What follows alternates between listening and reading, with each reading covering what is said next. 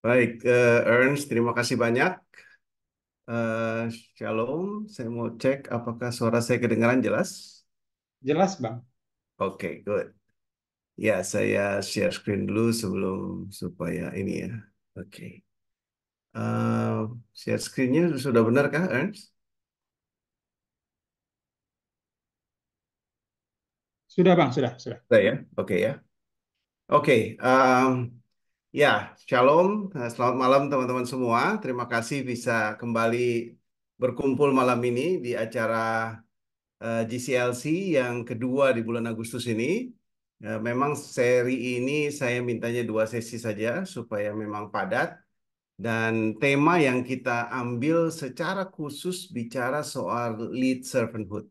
Jadi cerita tentang servanthood ini memang cerita yang sejujurnya kalau kita sebagai alumni yang ambisius ingin memimpin dan ingin memberi eh, pengaruh yang besar.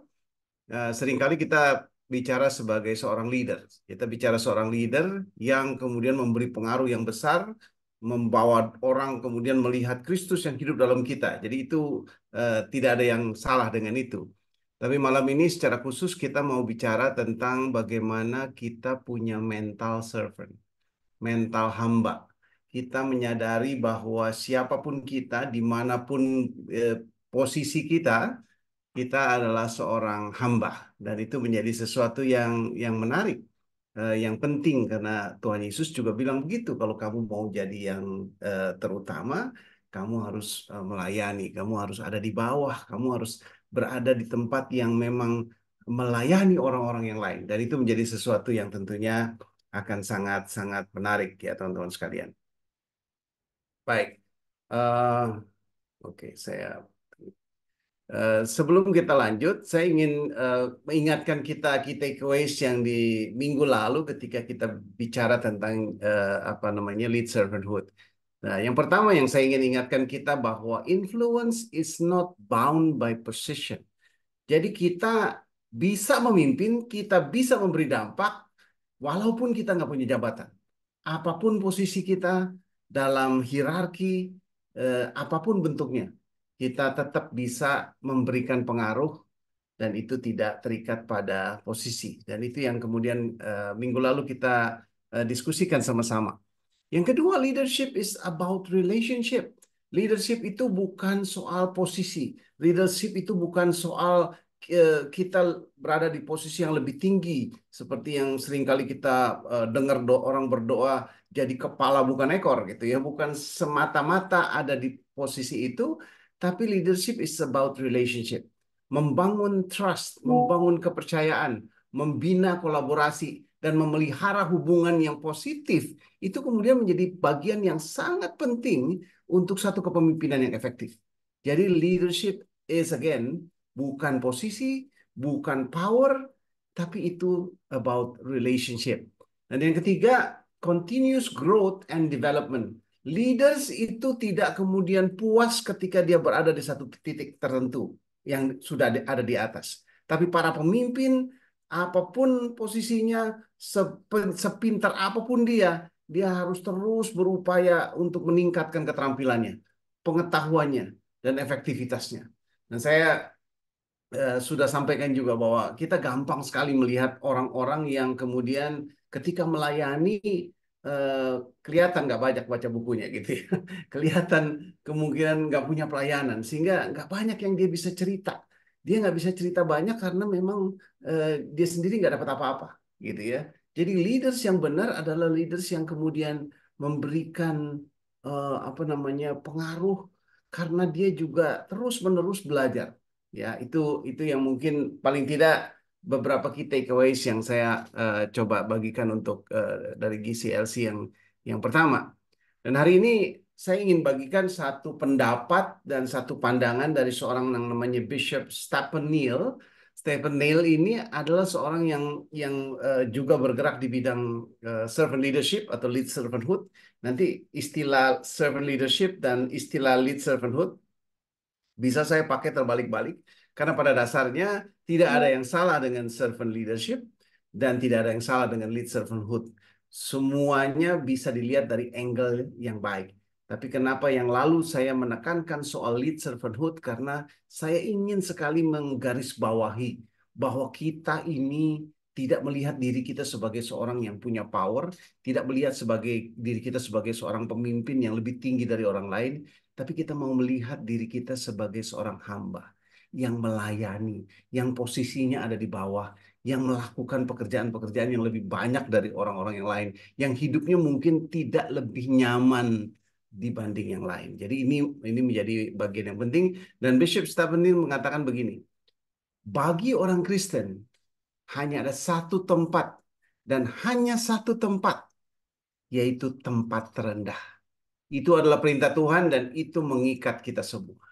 Sampai di sini teman-teman sekalian, kita mungkin merasa berat sekali tema kali ini gitu ya. Tema ini jadi kok sangat nggak nyaman dan berat karena bagi kita sebagai orang-orang Kristen, tempat kita kata Stephen Neal itu cuma satu, yaitu tempat terendah. Karena itu adalah perintah Tuhan.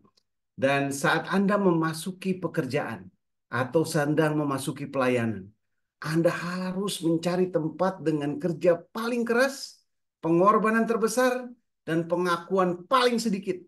Dan di sana Anda harus merasa puas. Wow. Baca bagian ini, again, saya juga merasa ini yang harus saya lakukan di dalam hidup saya. Ketika memasuki dunia kerja saya, ketika memasuki dunia pelayanan saya. Walaupun sebenarnya itu interchangeable antara pekerjaan dan pelayanan, karena semua pekerjaan kita adalah pelayanan kita kepada Tuhan, maka saya harus cari pekerjaan dan pekerjaan yang paling keras. Artinya kerjanya paling keras, kerjanya paling banyak, pengorbanannya paling besar, dan pengakuannya justru paling sedikit. Dan di sana dalam kondisi seperti itu saya harus merasa puas. Ya, itu kata Stephen Neal. Nah, ketika Anda puas ya, ketika kita puas bekerja di tempat yang lebih rendah, maka nanti mereka yang memiliki wewenang untuk memanggil manusia ke lingkungan khusus di kebun anggur Tuhan akan datang kepada Anda dan berkata, "Teman, naiklah ke tempat yang lebih tinggi. Tempat yang sangat mulia dan tanggung jawab yang lebih berat ini adalah tempat di mana Anda sekarang dapat mengabdi dengan sebaik-baiknya. Di situ Anda dapat menerima panggilan tersebut, panggilan yang asalnya dari Tuhan itu, tanpa rasa takut dan tanpa rasa cemas." Nah, teman-teman, dan ini yang saya kira paling penting, tetapi jangan pernah, jangan pernah, jika Anda sendiri menginginkan atau mencari apa yang disebut promosi atau advancement atau kemajuan di dalam gereja, di tempat kita melayani, di tempat kita menempatkan diri kita paling rendah, dan kita tidak sedang menginginkan diri kita mencapai advancement atau promosi, dan itu bukan yang menjadi harapan. Itu menurut Bishop Stephen Neal. Mungkin buat kita ini terlalu keras atau mungkin buat kita terlalu ideal gitu ya. Tapi sekali lagi kita nanti hari ini mau belajar satu poin saja yang menurut saya paling penting dari Tuhan Yesus, dan itu akan menjadi bagian yang akan kita lihat pada malam hari ini. Nah, yang menjadi awal yang saya ingin sampaikan adalah ketika kita mau berkuasa, ketika kita mau mempunyai authority, maka total authority kita itu sama dengan total surrender. The more you surrender yourself, the more you have the authority. Wah, itu menjadi sangat menarik gitu ya. Karena sama seperti perintah Tuhan Yesus ya, kalau kamu mau menjadi yang terutama, kamu harus melayani. Itu yang paling utama ketika you want to have an authority. Dan saya yakin orang yang punya total surrender, sebenarnya dia tidak punya keinginan untuk punya otoritas. Dia tidak punya keinginan untuk memerintah. Dia tidak punya keinginan untuk menjadi yang paling utama. Tapi dia ingin melayani. Maka, tapi di sisi yang sama, kita lihat bahwa orang yang punya total surrender itu adalah orang yang punya total authority. Dan kita akan lihat di bukti perjanjian baru. Ini Huayung dalam bukunya yang seperti saya bilang, saya akan bahas bukunya Huayung. Um, Leadership or Servanthood, Walking in the Steps of Jesus. Itu dia bilang bukti perjanjian baru menunjukkan bahwa penyerahan diri Yesus sepenuhnya kepada Bapaknya adalah sumber utama otoritasnya. Perhatikan bagian ini. Saya ulangi lagi. Bukti perjanjian baru menunjukkan bahwa penyerahan diri Yesus sepenuhnya kepada Bapaknya itu adalah sumber utama otoritasnya dalam kehidupan inkarnasinya. Justru karena ia hidup dalam ketaatan total kepada Bapa, ia mampu menjalankan otoritas Bapaknya sepenuhnya.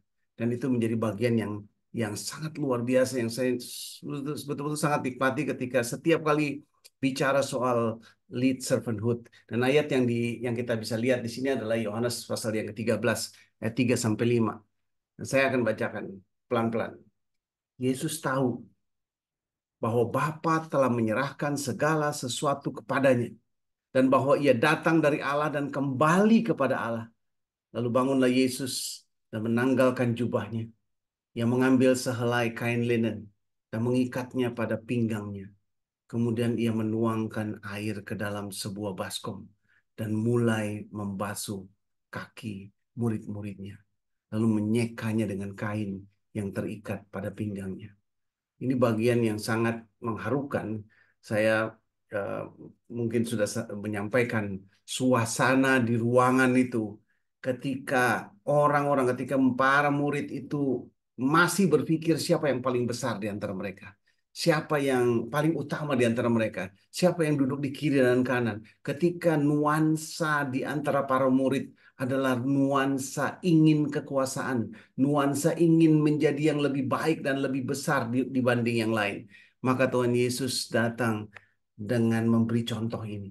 Saya bisa membayangkan di dalam ruangan itu ketika mereka sedang berdebat, lalu Yesus dengan kesadaran penuh dan ya dia tahu bahwa Bapa telah menyerahkan segala sesuatu kepadanya dan bahwa ia datang dari Allah dan kembali kepada Allah. Dia menanggalkan jubahnya, mengambil sehelai kain linen, dan mengikatnya pada pinggangnya, kemudian menuang air ke dalam baskom, dan mulai membasuh kaki murid-muridnya. Satu peristiwa yang tentunya bagi para murid ini satu tontonan yang sangat menegangkan. Karena yang merendahkan diri, serendah-rendahnya, yang mengambil kain linen itu, yang menyekanya ke kaki murid-murid yang kotor itu adalah Tuhan sendiri. Dan ketika Tuhan Yesus sudah melakukan dan memberikan contoh dan teladan yang luar biasa ini, lalu dia berkata, kamu menyebut aku guru dan Tuhan. Ya, aku adalah guru dan Tuhan. Maka sekarang ketika aku membasuh kaki murid-murid, kamu juga harus membasuh kaki orang-orang yang lain. Dan ini menjadi sesuatu yang luar biasa sekali. Ya, saya belum pernah dulu di gereja saya sempat ada kegiatan ya, tapi itu para majelis jemaat yang kemudian duduk di bawah lalu dia mulai membasuh kaki jemaat dan saya termasuk kelompok jemaat. Jadi kaki saya yang dibasuh gitu ya. Saya tidak tidak eh, ya tidak bisa membayangkan itu. Eh, Membayangkan membasuh kaki murid-murid. Satu kali di acara perkantas saya juga waktu itu menginisiasi satu apa namanya acara yang berbeda gitu ya. Biasanya kalau di perkantas tuh ada kalau kita ketemu rapat ada yang namanya board ya itu namanya BPN atau BPC board lah ya orang-orang yang memang bekerjanya di kelompok pengurus tapi board yang bukan day to day tapi ada kelompok staff yang kemudian mengerjakan pelayanan secara day to day di perkantas. Lalu dalam satu dinner, kemudian waktu itu kita sarankan supaya kali ini para staf semua duduk. Para staf semua duduk, nggak ada yang boleh berdiri. Dan saya meminta semua board berdiri dan ambil makanan, lalu melayani staf yang duduk. Gitu ya. Wah, kaku sekali rasanya ya. Tapi saya lihat Pak Yonatan Parapak dengan sigapnya di usianya yang juga sudah lanjut. Dia bangkit berdiri, dia pergi ke meja makan, dia ambil lauk-lauk gitu ya, dia bawa ke meja. Jadi dialah yang kemudian bersama beberapa board di meja itu melayani staf yang biasanya staf melayani. Tapi kali ini staf duduk, lalu kemudian board melayani. Jadi hal-hal yang kita rasa perlu kita coba praktekkan. Menjadi pelayan, menjadi hamba, mengutamakan orang lain yang biasanya kita nikmati. Dan kalau kita jadi pemimpin di tempat kita, di kantor kita, atau dimanapun kita berada, kita sering kali menjadi pemimpin yang sangat menikmati apa yang namanya dilayani. Dan kalau kita belajar seperti itu luar biasa. Tetapi dalam konteks Tuhan Yesus kali ini, dia melayani dengan satu informasi. Di ayat yang ketiga, perhatikan. Yesus tahu. Yesus tahu bahwa Bapa telah menyerahkan segala sesuatu kepadanya. Dan bahwa ia datang dari Allah dan kembali kepada Allah. Informasi ini cukup sehingga ketika Tuhan Yesus pun harus menyeka dan membasuh kaki murid-muridnya, dia tidak merasa dia kemudian lebih rendah dari yang lain. Dia tidak merasa kemudian ada yang something yang salah di sini. Karena apa? Karena dia tahu bahwa Bapa telah menyerahkan segala sesuatu kepadanya. Dan inilah informasi yang kita sebenarnya harus juga tahu. Kalau kita tahu, kita punya kuasa dalam Yesus, maka tidaklah sulit untuk merendahkan diri menjadi hamba. Dan saya kira ini satu pemahaman yang sangat luar biasa.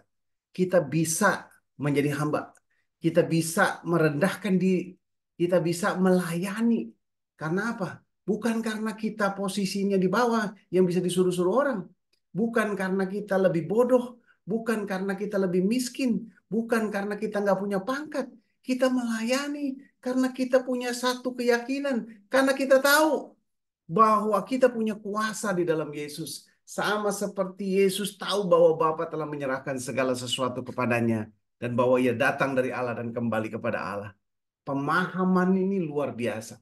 Dan saudara-saudara yang terkasih, kalau saya mau ajak kita kembali lagi, ketika kita makin masuk ke dalam hubungan yang erat dan intim dengan Allah Bapa kita, dengan Tuhan Yesus Kristus, dengan pertolongan Allah Roh Kudus, maka kita akan masuk ke dalam hubungan yang membuat kita tidak membutuhkan apa-apa lagi. Maka kita akan turun sampai yang paling bawah, kita bisa melayani dengan nyaman, dengan penuh dengan sukacita karena kita tahu bahwa kita punya kuasa dalam Yesus. Tetapi saudara-saudara, saya harus realistis ya. Kemudian untuk mengajak kita berpikir, kenapa susah ya? Ya, artinya konsep itu sudah ada. Konsep itu sudah ada, pemahaman itu sudah ada, dan kita berdoa supaya Tuhan menolong kita, membuka hati kita untuk Dia bicara lewat semua ayat-ayat ini.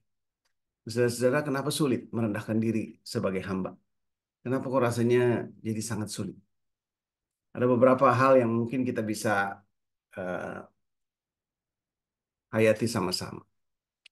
Yang pertama, saudara-saudara, adalah facing the truth about our brokenness and insecurities. Ini ada dua kata, brokenness dan insecure. Ya, di gambar itu ada tulisan am I good enough. Ada orang-orang yang nggak merasa dirinya not good enough, sehingga terus mempertanyakan am I good enough. Saya pernah dapat kaos dari anak saya, tulisannya um, I'm good enough, so are you. Ya deh, I'm good enough, and so are you. Jadi itu menolong supaya semua orang menyadari bahwa yes, we're good enough. Gitu, good enough dalam arti yang kita mau bahas ini ya, dalam arti kita apa namanya tidak melulu jatuh atau hidup di dalam dosa dan kekhawatiran yang terus-menerus. Yang pertama di sini dia bilang banyak orang di pelayanan yang namanya yang punya luka yang dalam dan dia merasa insecure. Ada orang-orang yang merasa insecure. Ya, bentar saya. hmm, Oke, ada orang-orang yang merasa insecure. Lalu kemudian yang kedua, banyak orang ikut dalam pelayanan tanpa dia menyadari masalah pribadi dan brokenness yang belum diselesaikan. Nah, saudara-saudara yang terkasih, dan ini menjadi menarik ya, kalau kita lihat banyak orang ikut pelayanan, tapi dia nggak sadari bahwa dia punya masalah pribadi, masalah ya itu brokenness ya. Kalau saya mau ajak kita buka apa namanya Yohanes pasal yang ke-13 ayat yang ketiga, jadi mungkin ini eh, kita sama-sama buka Yohanes pasal yang ke-13 ayat yang ketiga. Ini juga bagian yang tadi kita udah baca. Di Yohanes 13 ayat 3 dikatakan Yesus tahu bahwa Bapaknya telah menyerahkan segala sesuatu kepadanya. Jadi lagi-lagi eh, dia ingin apa namanya ini ayat yang tadi saya kasih juga dan bahwa ia datang dari Allah dan kembali kepada Allah.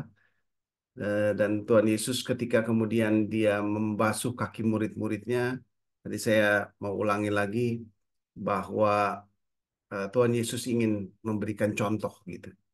Walaupun murid-muridnya lagi-lagi salah mengerti, sehingga murid-muridnya itu mintanya jadi eh, di luar dari konteks yang Tuhan Yesus maksudkan sebenarnya. Ingat Petrus kemudian berkata, "Jikalau engkau tidak akan membasuh kakiku sampai selama-lama." Jawab Yesus, "Jikalau aku tidak membasuh engkau, engkau tidak akan mendapat bagian dalam aku." Kata Simon Petrus kepadanya, "Tuhan, jangan hanya kakiku saja, tapi juga tangan dan kepalaku," gitu ya. Tapi Yesus berkata kepadanya, "Barang siapa telah mandi, ia tidak usah membasuh diri lagi, selain membasuh kakinya, karena ia sudah bersih seluruhnya. Juga kamu sudah bersih, hanya tidak semua." Dan di sini dia sedang bicara tentang Yudas. Nah, saudara-saudara yang terkasih, kita seringkali sulit untuk kemudian eh, menjadi hamba gitu ya, melayani, karena kita ada perasaan insecure.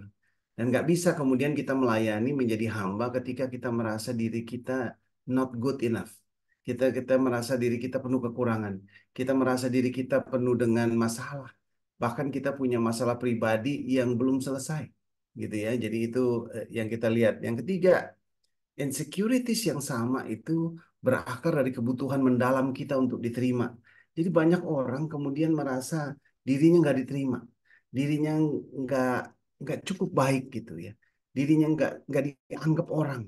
Dan semua yang namanya insecurity seperti ini seringkali menjadi alasan di balik upaya untuk terus-menerus mengejar jabatan, mengejar gelar, mengejar simbol status, mengejar prestasi akademis, mengejar promosi, dan mengejar gaji yang lebih tinggi. Dan semuanya itu dikejar bukan semata-mata supaya dia dapat uang banyak, bukan semata-mata supaya dia ingin hidupnya lebih enak, tapi karena ada insecurities di sini.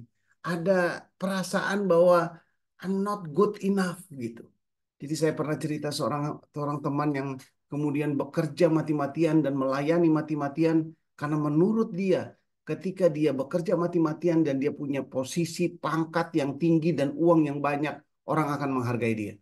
Ketika dia melayani mati-matian dan dia punya jabatan pelayanan yang tinggi, maka orang akan menghargai dia. Orang-orang yang mengalami insecurity seperti ini akan terus-menerus mencari dan mencari. Dan itulah sebabnya ketika orang mengejar tanpa henti gelar, jabatan, simbol, prestasi akademis, promosi, dan juga gaji dan uang, sulit buat orang-orang seperti ini kemudian merendahkan diri menjadi hamba.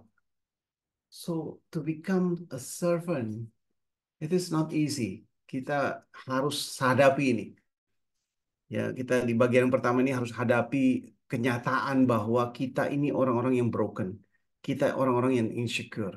Dan ketika kita sadari bagian ini, maka kita bisa tenang gitu. Kita bisa menyerahkan semuanya kepada Tuhan. Ketika kita merasa diri kita yang tidak good enough ini, kita bisa tenang di hadapan Tuhan karena ya masih ingat Mazmur 8 ya, dia apa namanya, mengaruniakan kepada kita eh, apa namanya, kasih karunia gitu ya, mahkota. Dia menganggap kita biji matanya. Buat dia, buat Allah, kita ini berharga gitu ya. Jadi saudara-saudara yang terkasih dalam Tuhan, problem yang terbesar supaya kita sehingga kita tidak bisa menjadi hamba adalah ketika kita punya yang namanya brokenness dan insecurities ini. Yang kedua, saudara-saudara, adalah self rejection. Benih penolakan diri yang menjadi asal munculnya jati diri palsu umumnya biasanya tertanam di tahun-tahun awal pembentukan diri. Jadi di awal-awal biasanya orang belum punya apa-apa gitu ya, merasa diri ya, nggak istimewa gitu ya. Dia merasa apa namanya, merasa diri nggak istimewa lagi-lagi. Jadi ini ada benih-benih penolakan diri yang akhirnya berkembang sebagai akibat dari kehidupan. Bisa saja hidupannya keluarganya nggak harmonis. Mungkin punya orang tua yang suka pukul anaknya. Mungkin punya orang tua yang nggak peduli sama anak-anaknya. Mungkin sibuk dengan berbagai macam, termasuk melakukan sibuk dengan hal-hal yang baik seperti pelayanan gitu ya. Banyak keluarga-keluarga yang akhirnya nggak harmonis gitu. Lalu kurangnya kasih sayang tanpa syarat. Ya nggak melihat, mungkin anak-anak tidak melihat kasih sayang orang tua tanpa syarat. Dan kemudian pengalaman trauma pribadi. Nah, ini semua membentuk satu jati diri palsu yang berakar dan berkembang untuk meringankan rasa sakit kita. Sehingga dengan demikian untuk memenuhi kebutuhan kita akan kasih sayang, keintiman, penegasan dan penerimaan. Jadi self rejection ini sekali lagi mendorong kita mempunyai jati diri lewat uang, lewat pangkat, lewat simbol, lewat prestasi akademis, lewat promosi dan sebagainya. Jadi yang kedua adalah self rejection. Maka ini yang harus kita lakukan. Ya, the living under our Father's security. Ya, langkah berikutnya ada mengenal Allah sebagai Bapa dengan cara apa? Dengan cara yang pertama mengenal diri sendiri. Ya, perhatikan kita baca Yohanes pasal yang ke-1 ayat 12. Ini ayat yang sama-sama pasti kita sangat nikmati. Tapi sejauh mana kita menghayati ayat ini dan menikmatinya, ya, Yohanes 1 ayat 12 berkata, tetapi semua orang yang menerimanya diberinya kuasa menjadi anak-anak Allah. Wah, yaitu mereka yang percaya dalam namanya. Jadi orang-orang yang diberi kuasa menjadi anak-anak Allah, menyadari dan mengenali diri kita. Ketika kita sudah terima Kristus, kita punya status baru, yaitu anak Allah. Nah, ketika kita mengenali diri kita seperti itu, kita menjadi sama seperti Kristus, tahu apa yang Bapaknya kasih buat dia, maka dia tidak senggan dan tidak susah untuk merendahkan diri, dan kita pun bisa menjadi hamba, merendahkan diri, melayani orang lain karena kita kenal siapa kita. Kalau kita kerja di kantor lebih banyak, kalau kita mungkin hampir kerja sampai larut malam dan gak ada yang lihat kita. Ketika kita menghasilkan sesuatu tapi kemudian mungkin kita tidak dihargai. Buat kita it's fine. Kenapa? Karena kita tahu status kita. Kita adalah anak Allah. Dan itu menjadi hal yang sangat istimewa. Kenali diri kita. Kenali diri kita siapa. Diri yang adalah anak Allah gitu ya. Lalu kedua, bagaimana kita kemudian masuk ke dalam kasih Bapa, ya, kasih Bapa. Dan ini menjadi menarik ketika kita masuk ke Yohanes 10 ayat 27. Domba-dombaku mendengarkan suaraku, dan aku mengenal mereka dan mereka mengikut aku. Saudara, seberapa jauh, seberapa dalam, seberapa intim hubungan kita dengan Bapa. Tapi saya juga sadar, teman-teman sekalian, ketika bawain ini, ketika pikir ini, saya juga sadar bahwa kita ini orang-orang sibuk ya, alumni-alumni sibuk, bekerja di kantor, kita mungkin di pelayanan, kita karena kita masih muda, kita sibuk, sibuk, dan sibuk.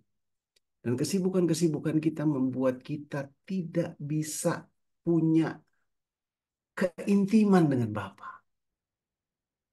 Ini problema besar. Saya jujur mengalami itu justru di kehidupan saya ketika saya sudah senior, waktu saya sekolah.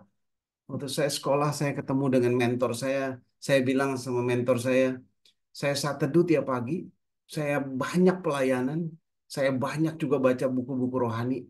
Tapi di satu titik saya merasa saya tidak punya keintiman dengan Allah. Saya tidak punya hubungan yang erat dengan Allah. Dan saya nggak tahu pertanyaan seperti ini bisa saya utarakan. Saya bersyukur ada mentor yang lebih senior dari saya, yang lebih rohani menurut saya dari saya, sehingga saya bisa ungkapkan itu. Coba bayangin, saya nggak mungkin cerita bahwa saya lagi nggak intim dengan Allah, dengan orang-orang yang saya layani. Apa kata mereka gitu ya, seperti itu. Dan tapi malam ini saya mau cerita bahwa saya mengalami itu di tengah-tengah kesibukan yang sangat-sangat luar biasa. Pagi-pagi saya udah mikirin mau meeting tentang apa, problem yang nggak selesai, dan itu terjadi sampai sepanjang hari. Mau tidur pun masalah itu masih belum selesai, kebawa tidur, dan itu sepanjang hari. Dan saya merasa saya nggak punya hubungan yang erat dan intim dengan Tuhan. Saya nggak merasakan lagi indahnya jadi anak Allah itu. Lalu ketika saya cerita nih sama mentor saya, dia bilang, we have the same problems. Dia orang Singapura. We are senior leaders and we have the same problems. Dan saya bersyukur banget ada orang yang ketika saya ceritain masalah saya, dia tidak menjawab sebagai orang yang lebih rohani dari saya. Dia tidak menjawab sebagai orang yang lebih pintar dari saya. Dia tidak menjawab sebagai orang yang lebih hebat dari saya. Tapi dia juga mau merendahkan diri dengan mengatakan, we have the same problems. Dan ketika dia mengalami masalah yang seperti saya alami, lalu dia akan mencari waktu sendiri di hadapan Tuhan. Dia akan menikmati yang namanya solitude. Dia akan menikmati yang namanya alone with God. Dia akan mencari waktu sendiri saja tanpa gangguan, tanpa handphone, tanpa laptop, hanya Alkitab dan selembar kertas serta pensil untuk menulis. Di situ dia kemudian masuk ke dalam keintiman dengan Allah. Nah, saudara, kita nggak akan pernah kenal diri kita, kita nggak akan pernah mengalami melayani dengan nyaman, walaupun kita bekerja paling keras dan kemudian menempatkan diri paling rendah, kalau kita nggak punya hubungan itu. Dan baca di bagian Alkitab manapun kita akan lihat Tuhan Yesus hubungannya dengan Bapanya sangat luar biasa. Pagi-pagi benar ketika hari masih gelap, dia berdoa. Bahkan ketika di malam yang sudah sangat-sangat sibuk dan capek, dia berdoa. Di tengah-tengah kondisi yang sangat berat, dia berdoa sampai-sampai keringatnya mencucurkan darah. Saudara-saudara, kita akan menyaksikan betapa indahnya keintiman itu. Keintiman yang memberikan kita kepada kita kekuatan, ya, kekuatan. Kita perlu belajar bertumbuh keyakinan diri dalam kepastian bahwa Allah peduli dan menyediakan apa yang kita butuhkan. Kalau hubungan kita dengan Allah itu baik, maka itu akan menjadi hal yang luar biasa. Nah, kita akan masuk ke dalam eh, konsep apa namanya hal baru yang mungkin kita akan belajar terus melayani Tuhan dengan segala kerendahan hati. Di Filipi 3 kita udah tahu bagian ini ya. Malahan kata Paulus, segala sesuatu kuanggap rugi karena pengenalan akan Kristus Yesus Tuhanku lebih mulia daripada semuanya. Walaupun bagian ini saya kira kita sudah sangat sering baca ya. Tapi apakah benar bahwa hubungan kita, pengenalan kita akan Yesus Kristus itu lebih mulia daripada semuanya? Lebih mulia dari uang yang kita punya, dari pangkat yang kita kejar, dari promosi yang kita harapkan. Apakah segala sesuatu itu bisa kita bilang nggak penting, rugi karena kita mengenal Kristus jauh lebih indah. Dan ini lagi-lagi bisa terjadi kalau kita punya hubungan yang erat dengan Tuhan. Yang kedua, bagaimana kita mau melakukan hal yang rendah tapi penting. Nah, ini ada contoh kemana ya. Contohnya, eh, ada orang yang sukanya bicara di podium di publik gitu ya. Nah, seperti apa yang saya lakukan sekarang. Bicaranya di podium, di publik, dilihat banyak orang. Dan itu sangat menyenangkan gitu ya. Dan ini salah satu tantangan tantangan para pengkhotbah sebenarnya adalah ketika dia berdiri di panggung di podium menyampaikan eh, apa khotbahnya atau menyampaikan presentasinya di hadapan sekian banyak orang dan itu rasanya memang rasa yang luar biasa. Tapi maukah kita melakukan hal yang rendah tapi penting? Contohnya ini, mengajar dari rumah ke rumah dibandingkan kita bicara di podium publik. Ada orang yang sukanya bicara di podium publik tapi nggak suka kemudian melayani satu-satu di rumah-rumah. Em, saya baca dalam buku itu adalah cerita tentang John Stott membersihkan sepatu Rene Padilla. Jadi satu kali John Stott pulang ke rumah bersama Rene Padilla dan juga seorang hamba Tuhan ini. Jadi mereka habis melayani Tuhan, mereka apa namanya pulang ke rumah. Lalu Rene Padilla kaget ketika dia apa namanya ke depan rumah, kemudian dia lihat John Stott sedang membasuh dan mencuci sepatunya gitu ya. Karena sepatu mereka sama-sama kotor dan John Stott mencuci sepatunya dan juga sepatunya Rene Padilla dan John Stott bilang eh, apa namanya saya cuma bersihin sepatu kok, saya nggak membasuh kaki gitu ya. Dia merasa apa yang dia lakukan itu tidak tidak seperti yang Tuhan Yesus lakukan.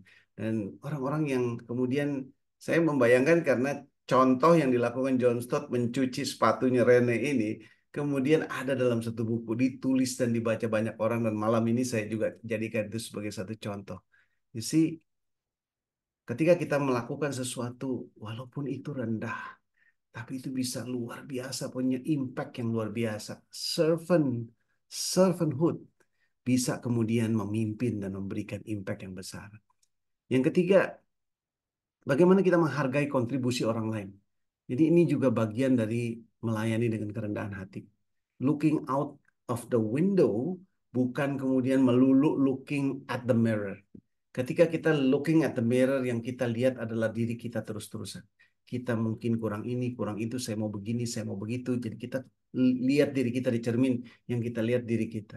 Tapi kalau kita mau coba menghargai orang lain, kita mungkin seperti konteksnya adalah looking out of the window. Lihat di luar, lihat orang lain, lihat eh, apa yang dilakukan orang lain, hargai orang lain, menghargai kontribusi orang lain. Itu akan menjadi pelayanan yang luar biasa. Dengan segala kerendahan hati, kita nggak kemudian menarik semua attention pada kita, tapi kita kemudian mau memberikan attention itu kepada orang-orang lain. Dan yang keempat adalah self-effacement. Jadi effacement itu kayak penghapusan diri. Jadi kayak orang yang menghapus diri ya. Kemampuan untuk tetap rendah hati dan menghindari mencari perhatian. Ada orang-orang yang memang rendah hati aja. Nggak usah kemudian cari perhatian. Walaupun apa yang dibuat keberhasilan ini sebenarnya adalah jasa saya. Sebenarnya dalam segala macam ini sebenarnya adalah itu karena saya gitu ya. Tapi ada orang yang memang harus bisa sampai kepada self-effacement ini, yang mengatakan bahwa dia tidak mau mencari perhatian. Dia tidak kemudian mau menarik perhatian kepada dirinya sendiri. Lalu kemudian hidup dalam rendah hati. Ya, stay humble, work hard, be kind. Tapi saudara-saudara, apa namanya, if everyone is a servant, where then are the leaders? Gitu. Kalau semua orang nanti jadi servant, nah gimana dengan leadersnya gitu ya? Jadi ya ini juga harus fair, kemudian harus kita kita bawa. Nah, tapi yang menarik di dalam bukunya Hua Yung juga ini ditekankan. Leadership is the result of practicing genuine servanthood wherever we are in whatever position we are called. Jadi posisi kepemimpinan atau influence sebagai seorang pemimpin itu adalah hasil dari bagaimana kita terus mempraktekkan servanthood, mempraktekkan pelayanan kita, melayani, menghambakan diri yang tulus. Dan if you practice genuine servanthood on and on, again and again, wherever you are, whatever position you are called, then it will result as a leader. It will result a leadership. Wah, ini luar biasa ya. Jadi saya pikir mungkin kita jadi akan sampai kepada titik kita kan jadi leaders. Caranya apa? Ya, practicing genuine servanthood. Seperti exactly yang Tuhan Yesus bilang. Ya, exactly seperti Tuhan Yesus bilang ya. Lalu yang kedua, ini konsep yang dikatakan oleh Martin Luther. Dia katakan begini, kita harus hidup, kita berbicara, kita bertindak, kita mendengar, kita menderita, dan mati. Masing-masing dalam kasih dan pelayanan bagi orang lain dan bahkan bagi musuh. Suami bagi istri dan anak-anaknya.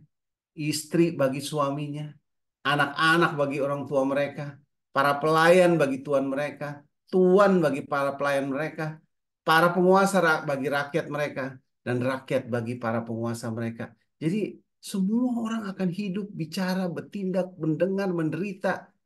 Semuanya itu dalam kasih dan pelayanan buat orang lain. Semua buat orang lain, bukan buat diri. Suami akan hidup bagi istri dan anaknya. Istri akan hidup bagi suami, dan seterusnya. Sehingga dengan demikian tangan, mulut kita, mata kita, kaki kita, hati, pikiran yang satu juga merupakan milik yang lain. Apa yang kita punya menjadi milik orang lain, itu berarti itulah perbuatan yang benar-benar Kristen. Dan secara natural itu kemudian menjadi perbuatan-perbuatan yang baik. Dan kita akan jadi leaders bukan kemudian kita formally appointed as a leaders.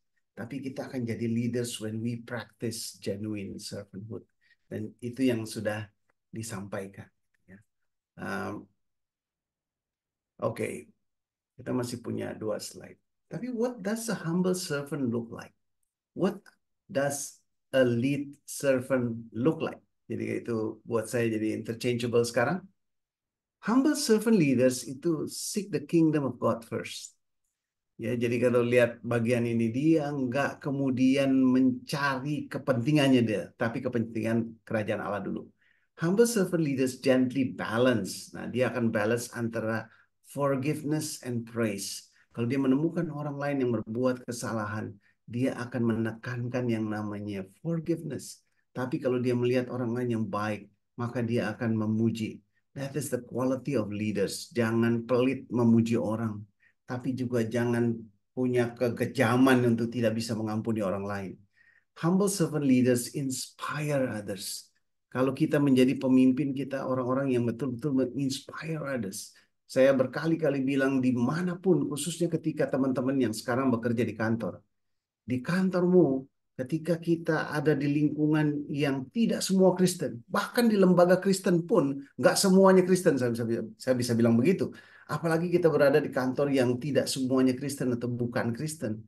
Kita inspire karena inspire dengan hidup kita, dengan keputusan kita, dengan cara kita berkata-kata, dengan cara kita mengambil keputusan, dengan cara kita menolong orang lain, dengan cara kita memberikan perhatian kepada orang-orang lain. That will inspire others. And humble servant leaders juga explain themselves well. Saya bukan siapa-siapa. Dan itu jelas tidak menarik seluruh attention kepada saya. Karena humble servant leaders, humble servant, itu explain themselves well. Dan yang terakhir, humble servant leaders is motivational. Dia selalu mencoba memotivasi orang menjadi lebih baik. Dia selalu merasa kebahagiaannya adalah ketika orang lain lebih baik. Dia merasa kalau dia bisa berbuat sesuatu sehingga orang lain menjadi lebih baik. That is the purpose of his life. Jadi itu sebenarnya sesuatu yang sangat-sangat istimewa. Humble servant itu motivational. Dia nggak akan berhenti untuk kemudian memotivasi orang. Nah, slide yang terakhir ini saya ambil dari pembicaraan seorang yang namanya Roger Dean Duncan dengan kita tahu apa namanya Blanchard ya, Ken Blanchard. Jadi ini juga seorang yang lain. Roger Dean Duncan dia bertanya kepada Ken Blanchard. Ini seorang Ken Blanchard adalah seorang apa namanya penulis leadership yang juga sangat terkenal. Dan Roger Dean Duncan mengatakan, how can people with a command and control background be helped to catch the vision of servant leadership? Dia bilang gimana ya orang yang punya background itu punya kuasa, dia punya perintah, ditolong untuk kemudian masuk kepada yang namanya being a servant. Being a servant. Jadi to serve, melayani. Gimana caranya? Dan ini yang dijawab oleh Ken Blanchard. Dia bilang, when I ask people whether they like to be known as a servant leader or a self-serving leader. Jadi kalau dia ditanya apakah ada orang itu mau dikenal sebagai seorang servant leader atau a self-serving leader, itu ada leader yang melayani atau leader yang melayani diri sendiri. Everyone will say servant leader. Jadi semua orang pasti nanti akan bilang, oh saya servant leader. Tetapi nobody wants to be known as a self-serving leader kan? Yet we observe self-serving leader all the time. Jadi kita bilang walaupun semua orang merasa ingin jadi servant leader, tapi pada dasarnya semua orang sedang melakukan self-serving leadership. Dan kenapa? Glenn Blanchard bilang ini ada yang namanya human ego. Jadi ego manusia, ya. Ego manusia itu yang kemudian tidak bisa membuat manusia lepas dari keinginan untuk melayani dirinya sendiri. Nah, kita kita lebih lanjut lihat ego interferes with effective leadership in two ways. Jadi ego itu kemudian masuk ke dalam apa namanya kepemimpinan efektif dalam dua cara. Dia masuk dan mengganggu ya. Yang pertama itu adalah false pride. Ya, jadi kesombongan yang salah. Thinking more of yourself than you should. Jadi ada orang-orang yang merasa dirinya lebih dari apa yang seharusnya dipikirkan. Ya, Alkitab juga berkata kepada kita, jangan pikirkan dirimu lebih lebih dari apa yang seharusnya kamu pikirkan. Jadi jangan menganggap dirimu lebih hebat, jangan menganggap dirimu lebih tinggi. Jadi ini ada namanya false pride. Banyak orang kemudian thinking more of yourself than you should. Dan yang kedua dia bilang adalah self doubt or fear. Jadi orang-orang yang kemudian meragukan diri sendiri dan ketakutan. Dan ini orang yang tadi, kalau tadi thinking more of yourself, this one is thinking less of yourself than you should. Jadi ada orang yang akhirnya apa namanya, ego, orang yang ego, dan ini menarik nih karena ego akhirnya masuk dalam dua bentuk. Yang satu orang yang mikirin dirinya lebih daripada seharusnya, atau orang yang kemudian mikirin dirinya kurang dari yang seharusnya. Jadi bentuknya bisa kesombongan atau bentuknya bisa eh, apa namanya, meragukan diri atau takut. Nah, the antidote, obatnya dia bilang dari false pride is humility. Kalau kita mengalami yang namanya melihat diri kita lebih tinggi dari yang seharusnya, kita belajar untuk rendah hati. They don't think less of themselves, they just think of themselves less. Nah, ini beda ya teman-teman sekalian. Kita bukan, humility itu bukan kemudian nggak banyak mikirin diri, bukan nggak banyak mikirin diri, tapi dia mikirin dirinya itu lebih rendah. That is humility. Ya beda ya. They don't think less of themselves, tapi but they just think of themselves less. Dan itu humility. Dan the antidote for self doubt and fear is love. Ya teman-teman, you cannot control enough, sell enough, make enough money, or have a high enough position to get any more love. Jadi kalau kita berjuang sekeras mungkin untuk dapat pangkat yang tinggi, teman yang banyak, wah, apa namanya, pengakuan, harta yang banyak dan kekuasaan yang banyak, itu nggak bisa untuk mendapatkan kasih, love. Ya, kalau kita bisa menikmati kasih, dan kasih yang kita bisa nikmati yang pertama tentunya dari Tuhan, dan itu akan menolong kita masuk ke dalam eh, hubungan yang intim dengan Tuhan, kita dikasihi. Saya harus ajak teman-teman untuk kemudian kembali menikmati bagian ini. Tidak ada hal yang lebih indah daripada merasa diri dikasihi. Ketika saya merasa saya diampuni dosa saya merasa saya sangat dikasihi Tuhan. Dan Tuhan tidak melihat saya sebagai orang yang kotor. Tuhan tidak melihat saya sebagai orang yang tidak berguna. Tapi Tuhan mau mengampuni saya, menerima saya apa adanya. Being loved itu luar biasa. Perasaan yang saya pikir nggak bisa dibeli dengan apapun. You cannot control enough, you cannot sell enough, you cannot make enough money or have a high enough position to get any more love. Jadi kiranya Tuhan menolong kita makin menikmati bagian itu. Saya akan berhenti karena yang paling nikmat sebenarnya adalah nanti kita bahas semua isu-isu yang kita dapat dari diskusi to be a servant, learning from Jesus, gitu ya, walking in the steps of Jesus seperti yang ditulis dalam bukunya Huayung.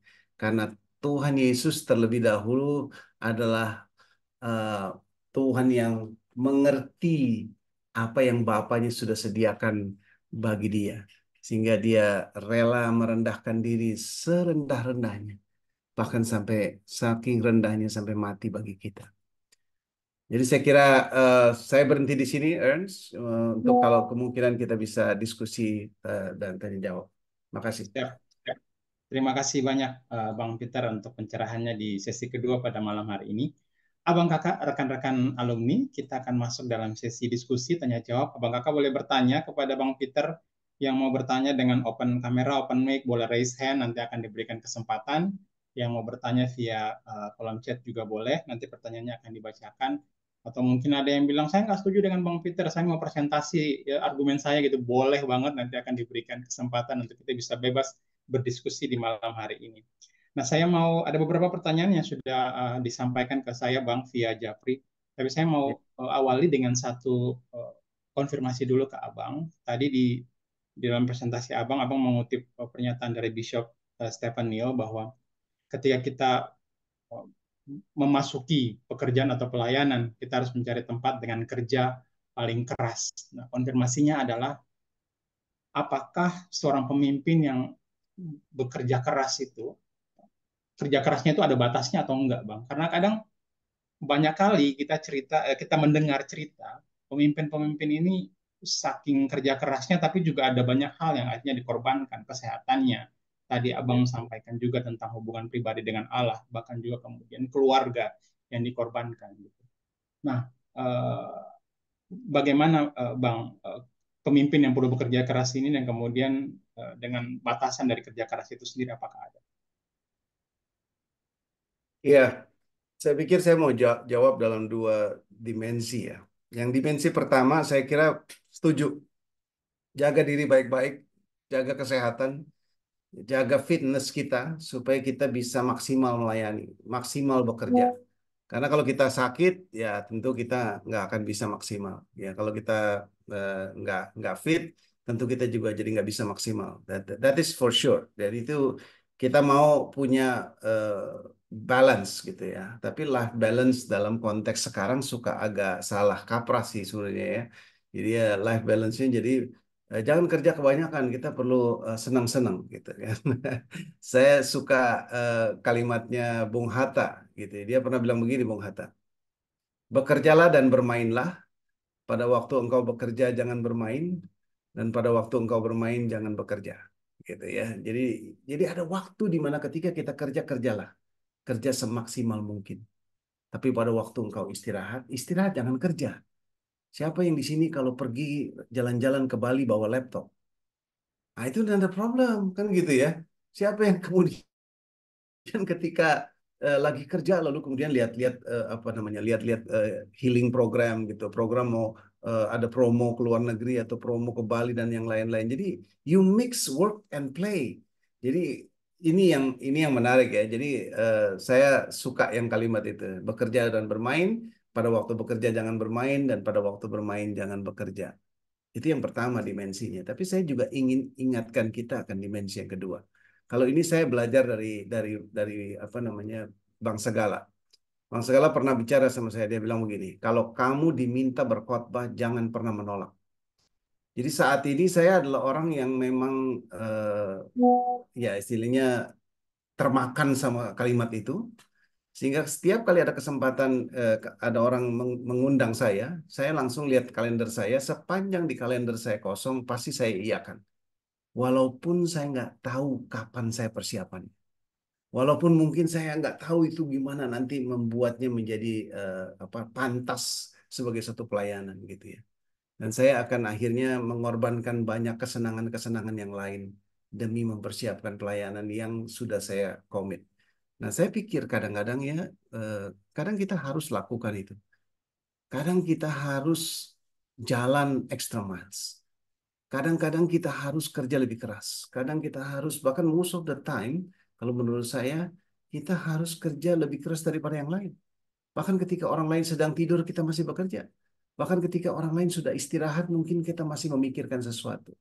Dan ini angle yang lain daripada angle pertama yang saya bilang bahwa jangan kemudian cuma pikir balance of life supaya kita sehat, lalu kemudian kita bisa kerja dengan baik, that is fine. Tapi most of the time kita tahu bahwa kita masih punya kapasitas yang Tuhan bisa kasih.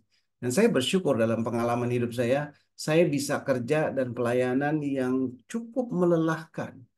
Tetapi saya menikmati Tuhan kasih kekuatan. Nah, angle ini yang saya ingin teman-teman nikmati. Ketika kita kerja lebih keras, ketika kita tidur lebih kurang, ketika kita memang ambil tempat yang lebih rendah, di situ Tuhan kasih kekuatan. Dan pengalaman ini nggak akan pernah dinikmati ketika kita tidak pernah kerja lebih keras. Kita akan menikmati itu bagaimana Tuhan kasih kekuatan. Dan saya pikir inilah apa ya hal indah yang banyak orang Kristen nggak nikmati gitu. Karena mereka nggak sampai kepada titik di mana mereka membutuhkan anugerah Allah akan kesehatan. Dia nggak sampai kepada titik di mana dia membutuhkan anugerah Allah akan kekuatan ekstra, kesabaran ekstra. Dan itu menjadi sesuatu hal yang luar biasa. Jadi saya pikir dua angle itu tetap harus dijaga dalam dalam keseimbangan yang baik. Mudah-mudahan menjawab ya. Baik, terima kasih banyak Bang Peter untuk jawaban dan pencerahannya. Ya, ini ada pertanyaan dari peserta. Bang, di slide awal tadi ada tulisan, jangan pernah menginginkan diri kita mencapai promosi di dalam gereja. Apakah itu berlaku juga di dunia kerja, Bang, atau hanya di dunia pelayanan saja? Hmm. Mungkin maksud saya eh, itu bahasa Inggrisnya tuh promosi itu advancement. Saya sebenarnya kesulitan menerjemahkan dalam bahasa Indonesia gitu ya. Bahasa Indonesianya advancement itu kemajuan. Tapi kalau rasanya, jadi pemahaman yang saya dapat dari kalimat itu sebenarnya adalah em, ketika kita melayani, ketika kita merendahkan diri jadi seorang hamba, ketika kita kerja lebih keras, ketika kita melakukan sesuatu lebih banyak dari orang lain, ketika kita habis-habisan, jangan punya motivasi supaya saya jadi besar, gitu. Jangan punya motivasi supaya saya lebih dihargai dibanding orang lain. Jangan punya motivasi supaya saya dipromosi lebih dari orang lain. Konsep dunia yang kita tahu, saya kira sama teman-teman yang ada di dunia kerja pasti akan sama gitu ya. Ini soal promosi gitu ya. Saya nggak dipromosi nggak apa-apa, asal yang lain juga jangan. Gitu ya. Tapi seringkali kita sebenarnya upset dengan promosi, kita tidak dipromosi, kita upset bukan apa-apa. Karena orang lain dipromosi, saya tidak. Itu kita upset. Padahal sebenarnya kalau kebijakannya tahun ini tidak ada promosi sama sekali, tidak satu orang pun dipromosi, saya kira kita santai-santai aja. Kita tenang-tenang aja. Kita nggak merasa apa-apa. Tapi kalau ada orang lain dipromosi kita tidak, nah itu baru kita kemudian merasa susah. Padahal sebenarnya ketika kita mau meyakini bahwa Allah di pihak kita dan Allah menolong kita, kita percaya bahwa when we work harder gitu, ketika kita kerja lebih keras, maka sebenarnya kita sedang menabur sesuatu yang luar biasa, yang kita nggak pernah tahu kapan kita akan tua ya. Tetapi that is the type of leadership yang kita lagi bicarakan. Ya, leadership yang based on servanthood, the leadership yang memang kemudian buat kita nggak penting saya dapat apa, yang penting saya bisa melayani Tuhan, gitu. Yang penting saya bisa eh, apa ya melayani gitu ya, melayani, memberikan yang lebih dari orang lain gitu. Mungkin itu yang kalau kalau bisa dipertegas artinya. Makasih. Oke, makasih Bang. Eh, Kalau boleh follow up tadi dari penjelasannya Abang, bicara tentang progress, advancement gitu ya Bang. Eh, Buat seorang leader kalau dia menghadapi keberhasilan, kemudian itu menuntut dia untuk progres itu sangat mudah sih Bang.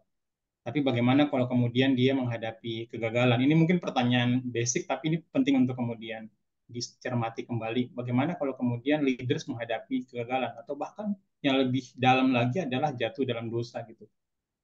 Dan dari pengalaman buat laki-laki misalnya Bang, kalau sebagai seorang pemimpin laki-laki ketika dia jatuh dalam dosa itu bisa jadi sangat dalam banget dia jatuh. Nah, bagaimana leaders yang berhadapan dengan failure, berhadapan dengan kejatuhan ke dalam dosa itu kemudian bisa dia bangkit lagi. Hmm. Iya, dan saya ini terima kasih ini pertanyaan yang sangat bagus ya. Saya makin makin menikmati sebenarnya jadi orang Kristen, jadi anak Allah tadi di Yohanes 1 ayat 12 adalah ketika saya menyadari bahwa dosa saya diampuni. Dan ketika saya tahu bahwa kalau saya pun jatuh karena kelemahan saya bisa tetap datang kembali kepada Tuhan dan minta ampun pada Tuhan dalam konteks dosa. Tapi bagaimana dalam konteks pekerjaan yang gagal gitu ya, yang mungkin nggak otomatis relevan dengan dosa gitu. Kalau kita gagal dalam pekerjaan, teman-teman, saya kira banyak sekali quotes yang sudah mengatakan kepada kita bahwa kegagalan itu adalah keberhasilan yang tertunda. Saya makin meyakini bagian itu. Ketika saya gagal, maka saya belajar satu kekurangan dan kesalahan yang seharusnya saya perbaiki supaya saya nggak gagal di kemudian hari. Saya kira nggak ada orang yang dari awal sukses terus, gitu ya. Dia bisa tahu apa yang harus yang baik, dia bisa tahu mana yang nggak bakalan gagal ini ya, yang bakalan nggak baik gitu. Jadi sukses terus gitu kan. Jadi saya pikir itu sesuatu yang bagus gitu ya. Tapi saya pikir ada benernya juga seorang pelawak yang namanya Cak Lontong pernah bilang begini gitu.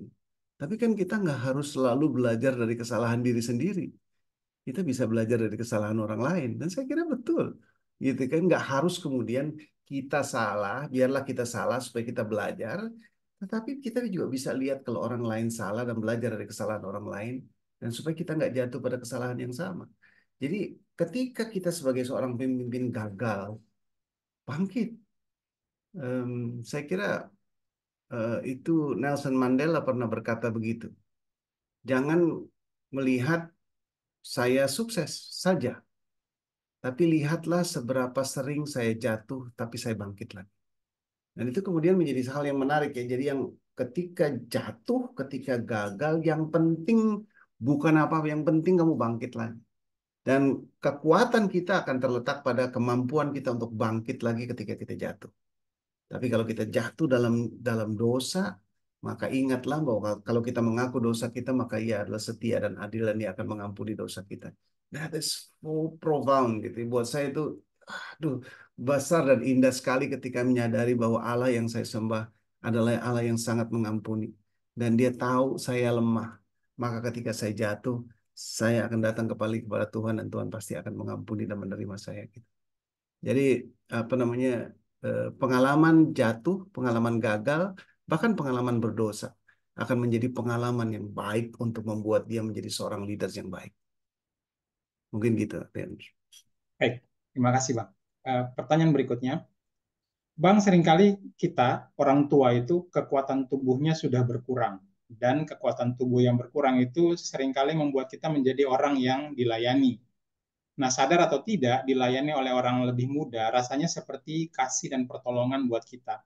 Paling kita memberikan saran dan pengajaran kepada yang muda, tapi kalau melayani dengan tenaga rasanya sudah agak berat. Nah, jadi bagaimanakah sebagai orang tua kita bisa tetap menunjukkan diri sebagai pelayan yang melayani, bukan hanya dilayani? Ya, ya terima kasih. Tentu ya ketika kita sudah dalam posisi yang gini lah, saya mau bilang begini, setiap orang punya kekuatan dan punya kelemahan. Setiap orang punya kelebihan dan punya kekurangan. Maka dia harus melayani dengan kekuatannya dan dia harus melayani dengan kelebihannya. Tetapi yang paling penting dan ini juga penting, bagian dari pelayanan sebenarnya adalah membiarkan orang lain melayani kita. Ini juga penting ya. Kadang-kadang orang nggak merasa layak dilayani. Kadang-kadang orang merasa I'm not that humble ketika orang lain yang melayani saya, bukan saya yang melayani orang lain. Teman-teman, kadang-kadang kita harus rela dilayani. Ketika kemudian ada orang yang memberikan makanan kepada kita, ada yang memberikan perhatian kepada kita, ada yang memberi hadiah bagi kita ketika kita berulang tahun, atau menjenguk kita pada waktu kita sakit, ada orang yang mau datang dan secara khusus jauh-jauh naik angkot atau naik kendaraan umum datang menghampiri kita just to pray for us. Wow, itu adalah sesuatu yang kita harus nikmati dan biarkan orang lakukan itu gitu. Jadi jangan jangan juga membatasi bahwa kita cuma maunya melayani, nggak mau dilayani. Dilayani dalam arti, menurut saya dalam konteks ini membiarkan orang melayani kita juga sebenarnya kita sedang melayani mereka juga gitu, memberi kesempatan buat mereka melayani. Jadi ketika kekuatan fisik kita makin lemah, kita biarkan orang muda melayani kita dengan fisiknya. Itu karena itu kekuatan mereka dan itu kelemahan kita. Tetapi apa yang kita punya, pengalaman kita, kata-kata kita, bahkan doa kita. Wow, itu akan jadi sesuatu yang menjadi berkat buat orang lain. Kita bisa melayani seperti itu. Bahkan saya sudah membayangkan ketika nanti usia saya makin lanjut dan fisik ini sudah semakin lemah, maka apa yang saya bisa lakukan lebih banyak adalah menghubungi banyak teman, bertanya apa yang bisa didoakan. Sehingga saya akan berdoa dan berdoa buat mereka. Dan itu nampaknya menjadi sesuatu yang indah. Ya di hari tua ketika kaki sudah tidak kuat berjalan, ketika fisik sudah tidak bisa lagi kemudian melayani permintaan-permintaan pelayanan, maka doa menjadi pelayanan yang jauh lebih, even menurut saya jauh lebih powerful. Kalau sekarang kita pergi pelayanan, mungkin kita kurang berdoanya. Lalu nanti kita kurang perginya, tapi lebih banyak doanya. Itu mungkin sesuatu hal yang baik ya. Jadi don't worry kalau kita punya kekurangan dan orang lain melayani kita, nikmatilah itu sebagai satu karunia yang indah dari Tuhan ketika orang bisa melayani kita. Ya, makasih Bang jawabannya. Ya, tadi quote penting dari Bang Peter gitu ya, memberikan kesempatan bagi orang lain untuk melayani diri kita itu juga hal yang sangat penting. Ada Satu, satu satu, pertanyaan, ya, satu siap. ini saya tambahin ini menarik soal soal persembahan gitu ya. Ya, Saya makin menikmati ketika saya men-sharingkan pelayanan dan men-sharingkan untuk orang bisa memberikan persembahan. Saya tidak sedang meminta dana kepada orang yang punya dana untuk persembahan, tetapi saya memberi kepada mereka kesempatan untuk melayani Tuhan dengan uang yang mereka punya. Jadi itu konsep yang sangat berbeda. Jadi biarkanlah ketika kita kalau kita minta dana ya, kalau kita lagi pelayanan minta dana, jangan ngemis-ngemis kayak orang nggak punya duit terus ngemis-ngemis minta, nggak usah. Karena kita percaya kepada orang yang diberikan lebih, dia akan memberi. Dan dia ketika dia boleh memberi itu hal yang luar biasa. Jadi kita sedang sepertinya sedang memberi kesempatan pada orang untuk melayani Tuhan lewat persembahan mereka. Jadi teman-teman apa namanya kalau mau mau melayani dengan persembahan gitu ya. Ya, jangan jangan kayak jadi jangan seperti kayak bos gitu, dimintain uangnya lalu kalian kasih seperti kalian menjadi merasa lebih daripada yang diberi gitu ya. Tapi kita bisa memberi karena kita diberi kesempatan oleh Tuhan. baik, terima kasih Bang Peter. Ada satu pertanyaan dari Bang Sabam Pekanbaru. Perlu tidak ya Bang saat melayani tim juga mempersiapkan legacy jadi servanthood? Ini apakah maksudnya mungkin mempersiapkan kader mungkin selanjutnya yang baik kali Bang ya? Hmm. Ya, nggak tahu apa Sabam di Pekanbaru bisa elaborate lebih lanjut maksudnya supaya nggak salah jawab kita. Boleh Bang Sabam?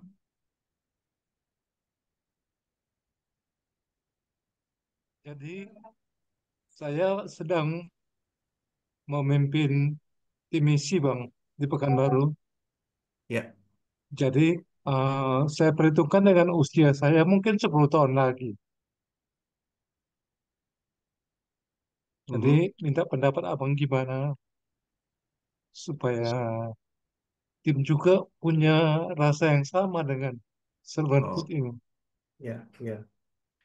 Ya, terima kasih Pak Salam. Saya kira yang tadi disampaikan itu adalah bagian yang jangan sampai kemudian pesan ya untuk bisa melayani dengan segenap hati itu kemudian hilang ya kan. Jadi seperti dalam konteks itu dan saya pikir itu benar tuh. Jadi makin eh, beginilah saya mungkin menjawabnya ya. Em, ketika kita melayani Tuhan, sebenarnya kita sedang memberikan teladan. Sama seperti Tuhan Yesus ketika dia membasuh kaki murid, yang Tuhan bilang adalah saya yang adalah guru dan Tuhanmu membasuh kakimu. Maka engkau juga harus membasuh kaki. Dan itulah yang kita mau lakukan, Pak Sabam ya. Jadi kita mau lakukan bahwa kita kasih contoh kepada orang-orang muda supaya mereka juga memberi melayani gitu. Jadi melayani itu bukan cuma the act of service-nya saja, tapi sikap hatinya, doanya. Dan saya sangat menikmati setiap kali ada pelayanan ya. Eh, saya ingat ini ceritanya cerita Jonathan Edwards zaman dulu gitu ya, di Amerika gitu. Jonathan Edwards katanya kan kalau khotbah tuh nggak menarik gitu. Tapi kalau dia KKR, dia tantang orang bertobat, itu semua orang sampai nangis-nangis itu, pegang-pegang tiang nangis-nangis karena kalau ditantang pertobatan. Padahal katanya Jonathan Edwards kalau khotbah tuh nggak menarik gitu, nggak seperti orang-orang yang orator berkhotbah menarik gitu. Tapi apa yang menarik yang kita tahu dari kehidupan dan pelayanan Jonathan Edwards adalah dia adalah orang yang berdoa. Dan dia akan berjam-jam berdoa sebelum KKR dimulai dan ada tim doa yang khusus. Dan saya kira eh, ini menjadi menarik gitu ya. Jadi Jonathan Edwards tidak memberikan teladan bagaimana berkhotbah yang baik, tapi dia memberikan teladan bagaimana berdoa sebelum pelayan. Nah, ini menjadi sangat sangat indah. Saya pikir yes, ini jadi satu legacy yang luar biasa. Jadi kalau saya boleh share, Pak Sabam, ketika kemudian melayani Tuhan, Bapak bisa memberikan apa ya teladan bahwa pelayanan yang diberkati adalah pelayanan yang memang diserahkan kepada Tuhan dalam doa. Dan itu menjadi sesuatu yang wow, beautiful. Jadi orang melihat bahwa bukan karena keahlian ya kita atau kehebatan kita melayani maka pelayanan bisa berjalan. Tapi karena kita menyerahkan semuanya dalam doa. Dan itu satu satu kalau Bapak bilang istilahnya legacy, nah itu legasinya. Legasinya legacy tentang bagaimana kekuatan doa. Mungkin begitu ya saya jawab. Terima kasih. Terima kasih. Makasih Bang Sabam, makasih juga Bang Peter jawabannya. Saya akan ke pertanyaannya Bang Frankie dan Bang Denny nanti, tapi ada satu pertanyaan dulu via Japri yang sudah ditanyakan sebelumnya. Self effacement, kemampuan untuk tetap rendah hati dan menghindari mencari perhatian. Bang, bagaimana kalau pelayanan yang dipercayakan ke kita itu memang membuat kita menjadi pusat perhatian? Apakah kepercayaan itu perlu kita hindari atau kita alihkan kepada orang lain saja atau kita bagi saja dengan orang lain? Nah, bagaimana hubungannya dengan perumpamaan talenta yang dikatakan kepada siapa yang diberi banyak, dituntut banyak? Bagaimana kita berhikmat untuk membedakannya? Ya, ya itu benar dan itu seringkali nggak bisa dihindari gitu ya, nggak bisa dihindari.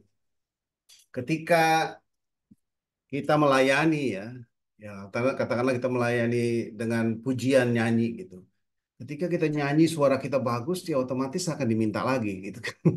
Kita akan diminta nyanyi lagi, kita akan diminta nyanyi lagi dan setiap kali habis nyanyi bagus pasti kemudian pujian demi pujian akan datang kepada kita. Wah, suaranya bagus gitu ya. Tapi saya ingin ingatkan satu hal sebenarnya. Em, eh, Mungkin ya orang-orang yang melayani dengan pujian ya, nyanyi gitu ya. Jangan pernah puas ketika orang bilang suaramu bagus. Tapi puaslah dengan orang yang berkata, pujianmu memberkati aku dan aku menikmati itu dan bersyukur kepada Tuhan. Ya, sama seperti kalau saya pelayanan, saya suka nggak rasa nyaman dan nggak rasa bahagia ketika hanya orang mengatakan, oh kalau tadi khotbahnya bagus. Gitu. Rasanya saya ketika dia bilang khotbah saya bagus, dia nggak tahu apa yang saya khotbahin dan mungkin dia udah lupa apa yang tadi saya katakan gitu kan. Tapi ketika ada orang yang mau bilang, Bang, saya diberkati dengan kalimat yang ini dan itu, dengan ayat ini, dengan sesuatu yang indah gitu. Jadi dia diberkatinya dengan ayatnya, dia diberkatinya dengan kekuatan Tuhannya, tapi bukan dengan ya bukan semata-mata cuma puji khotbah kita bagus gitu. Walaupun itu eh, ya apa namanya dengan sendirinya akan jadi seperti itu gitu ya. Dan saya memang harus mencoba terus mengingatkan diri saya dan teman-teman juga ketika melayani, ingatkan diri teman-teman. Jangan kemudian mencuri kemuliaan Tuhan. Jangan kemudian menikmati semua pujian-pujian itu dan kemudian berkata kepada diri memang saya bagus gitu ya. Dan itu eh, kata self-effacement itu menjadi sesuatu yang akhirnya mengingatkan kita. Be humble. Jangan take all the attention. Saya sejujurnya orang yang berjuang dengan itu. Saya pengen sekali dipuji orang. Saya suka dipuji gitu. Dan saya nggak mau menghindar, nggak mau berkata saya nggak suka itu, nggak. Saya suka dipuji. Saya bahkan berharap ketika saya habis melayani, kok nggak ada yang komentar nih gitu kan, nggak ada yang apa kayak gitu bilang gitu. Dan itu ya kita kita mau juga seperti itu. Tapi at the same time, inilah kemudian perjuangan kita untuk kemudian nggak ambil semua attention kepada kita dan belajar untuk rendah hati mengatakan kalau Tuhan memberkati pelayanan saya. Nah, ya, ini karena semua karena Tuhan. Kalau ada orang diberkati, itu semua karena Tuhan. Dan saya pernah pernah di satu masa ketika saya melayani, saya merasa kering, saya merasa nggak bagus, saya merasa kurang siap, saya merasa kurang berdoa ketika menyelesaikan pelayanan. Tapi ketika saya merasa gagal dalam pelayanan itu, malah ada yang datang kepada saya dan berkata, terima kasih Bang, saya sangat diberkati. Nah, ketika itu kemudian ada seorang berkata kepada saya, memang Tuhan mengasihi orang yang mendengar. Walaupun kita melayaninya nggak bagus, tapi bisa saja orang itu diberkati karena Tuhan memang mau memberkati orang itu. Tapi kalaupun pelayanan kita, khotbah kita, apa jadi kita melayani sebagai singer atau worship leader atau MC atau moderator begitu bagusnya dan nggak ada orang yang diberkati, itu bisa juga terjadi begitu. Maka segala kemuliaan hanya bagi Tuhan. Maka yang kita lakukan sebenarnya semuanya hanya untuk Tuhan gitu. Jadi itu yang saya mau bilang bahwa memang itu perjuangan. Ya apa namanya? Keep telling yourself to be humble. Jadi kembalikan segala kemuliaan bagi Tuhan. Baik, terima kasih Bang Peter. Pertanyaan dari Bang Frankie. Malam Bang Peter, tips praktis untuk melayani di tengah-tengah lingkungan abu-abu dan menerapkan tulus seperti merpati dan cerdik seperti ular. Terima kasih, Tuhan berkati. Iya, Frankie, ini selalu jadi isu ya, apalagi isunya itu di di tempat-tempat di mana memang praktek-praktek suap, praktek-praktek dosa yang terjadi gitu ya. Nah, saya mau ingatkan satu hal kalau kayak gini. Ketika kita eh, ada di tengah-tengah pekerjaan yang abu-abu gitu, dan kita dipaksa melakukan dosa dan kadang kita jatuh karena dosa. Ingatlah bahwa itu ketika kita jatuh, kita harus minta sama Tuhan supaya kita ini jatuh yang terakhir dan saya nggak mau jatuh lagi. Jangan pernah kemudian merasa ketika kita jatuh dalam dosa dan kita bilang, Tuhan, saya memang jatuh dalam dosa karena memang kondisi pekerjaan begitu. Dan semua orang melakukan itu. Kiranya Tuhan mau mengampuni saya karena saya akan melakukan itu terus. Gitu ya. Jadi itu bukan jawaban, itu bukan doa. Saya ada seorang kemudian berkata begini, ketika dia ini mohon maaf teman-teman yang dipajak, ini seorang bisnismen yang mengatakan begini, saya diperas sama orang pajak. Nah ini mungkin cerita zaman dulu katanya. Saya dengar sekarang pajak sudah makin bagus kan. Jadi saya dulu teman saya di gereja bilang saya diperas sama orang pajak. Tapi kemudian saya berdoa, saya menyadari bahwa sebenarnya saya bukanlah orang yang berdosa, tapi saya sebenarnya hanya korban. Jadi dia merasa dia tidak berdosa karena dia terpaksa kasih uang sama orang pajak karena dia seorang victim, korban. Lalu saya bilang nggak gitu, nggak bisa begitu, saya nggak bisa terima, gitu ya. Saya bilang kalau kamu berdosa hari ini, akuilah di hadapan Tuhan, jangan ulangi lagi besok. Tetapi kalau kita merasa kita sebagai victim, hari ini kita melakukan itu, besok kita melakukan lagi, dan besoknya kita melakukan lagi, dan kita senang dengan perbuatan-perbuatan seperti itu, maka itu sebenarnya adalah perbuatan dosa. Kita keep sinning dan itu nggak benar gitu ya, dan jadi jangan melakukan itu. Jadi kalau kita ada di dunia abu-abu, perjuangan kita adalah kemudian cari hikmat Tuhan, cari hikmat Tuhan bagaimana kemudian kita tidak berdosa. Perjuangan untuk tidak berdosa saya tahu itu panjang. Mungkin ketika dengar firman hari ini nggak otomatis besok kita kemudian bisa hitam putih, nggak lagi abu-abu. Tapi saya mau bilang bahwa ketika itu sulit, maka hari ini akan jadi perjuangan. Saya nggak takut mengatakan bahwa ketika hari ini saya melakukan 10 dosa, besok tinggal 9 dosa, nggak apa-apa. Besok lagi tinggal 7 dosa, besok lagi tinggal 5 dosa, kira-kira begitu ya. Sehingga nggak kemudian saya apa namanya mau bilang bahwa ketika saya melakukan 10 dosa, 10-10-nya hari ini harus selesai gitu ya. Mungkin itu juga susah. Ya, jadi mungkin juga jadi mustahil. Tetapi orang Kristen adalah orang yang maju, orang yang progres dalam dosa. Nggak bisa kemudian dia akan bertahan dalam kehidupan dosanya. Dia akan terus berkembang. Dia akan menjadi lebih baik. Hari ini lebih baik dari kemarin. Besok akan jadi lebih baik dari hari ini. Dosa yang saya lakukan akan terus makin berkurang. Dan kita akan menjadi sama seperti Kristus sempurna pada waktunya nanti ketika Kristus datang. Gitu. Mungkin gitu. Baik, terima kasih Bang Peter. Saya mau follow up pertanyaan itu Bang, untuk melihat dari konteks pemerintahan gitu di tempat saya bekerja. Kalau bicara menjaga integritas, kemudian menjauhkan diri dari dosa dalam melakukan pekerjaan gitu Bang, itu mudah menjaga diri kita sendiri itu Bang. Tapi yang paling sulit adalah ketika melihat hal yang salah, praktek yang salah, tapi kemudian kita dihadapkan pada dilema. Dilema dalam arti kalau kita mau menegur, kita mau blow up, ada risiko yang kita harus hadapi gitu. Akhirnya itu banyak yang saya lihat yang risiko dihadapi oleh anak-anak Tuhan, khususnya dalam dunia pekerjaan gitu juga ya Bang. Dengan ketika menghadapi kondisi itu, kemudian tahu risikonya, akhirnya kemudian ya udahlah, yang penting saya tidak melakukan dosa gitu. Karena ya tadi harga yang harus dibayar juga mahal gitu. Kalau kita kemudian sharing kepada komunitas, pasti saran dan masukannya adalah ya harusnya kamu tetap menyuarakan kebenaran dan sebagainya. Tapi kan itu hal dilema yang sangat problematik. Bagaimana Bang menghadapi itu? Bagus sekali ya. Memang ini tantangan. Saya tahu di dunia kerja, apalagi tapi saya pikir ini bukan cuma di pemerintahan, it's everywhere lah, gitu ya.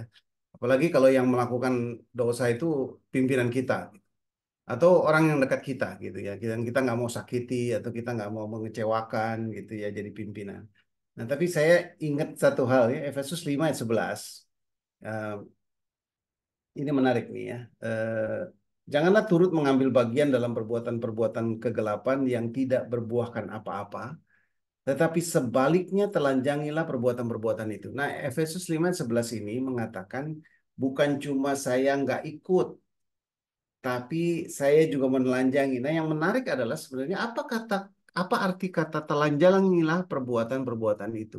Maka kalau kita baca ayat yang selanjutnya, ya, di ayat 13 di situ dibilang, tetapi segala sesuatu yang sudah ditelanjangi oleh terang itu, nah itu menarik itu ya, ya, menjadi nampak sebab semua yang nampak adalah terang. Jadi yang namanya di ayat 11 telanjangilah perbuatan-perbuatan itu adalah dengan terang.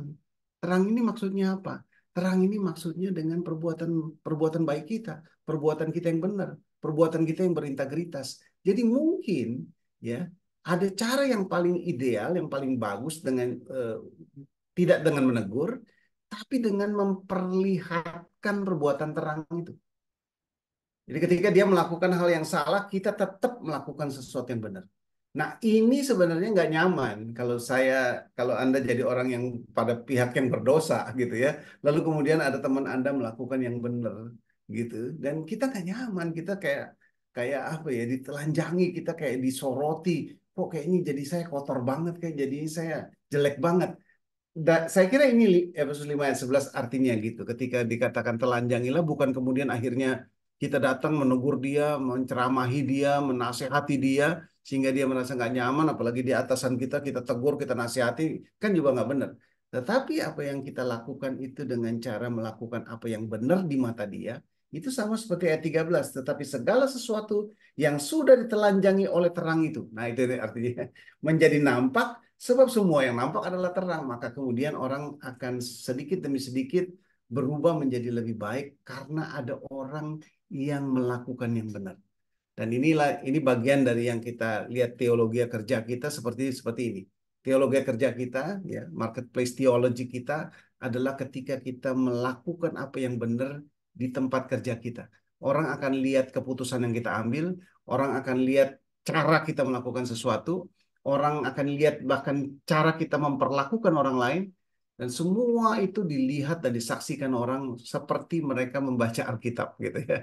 Dan seperti mereka membaca firman Tuhan, sehingga kita seharusnya nggak usah capek-capek negur karena itu perbuatan-perbuatan terang tadi sebenarnya sedang menelanjangi mereka yang berbuat dalam kegelapan gitu. Mungkin itu Terima yang kasih. not easy, but I think that is the best way to do.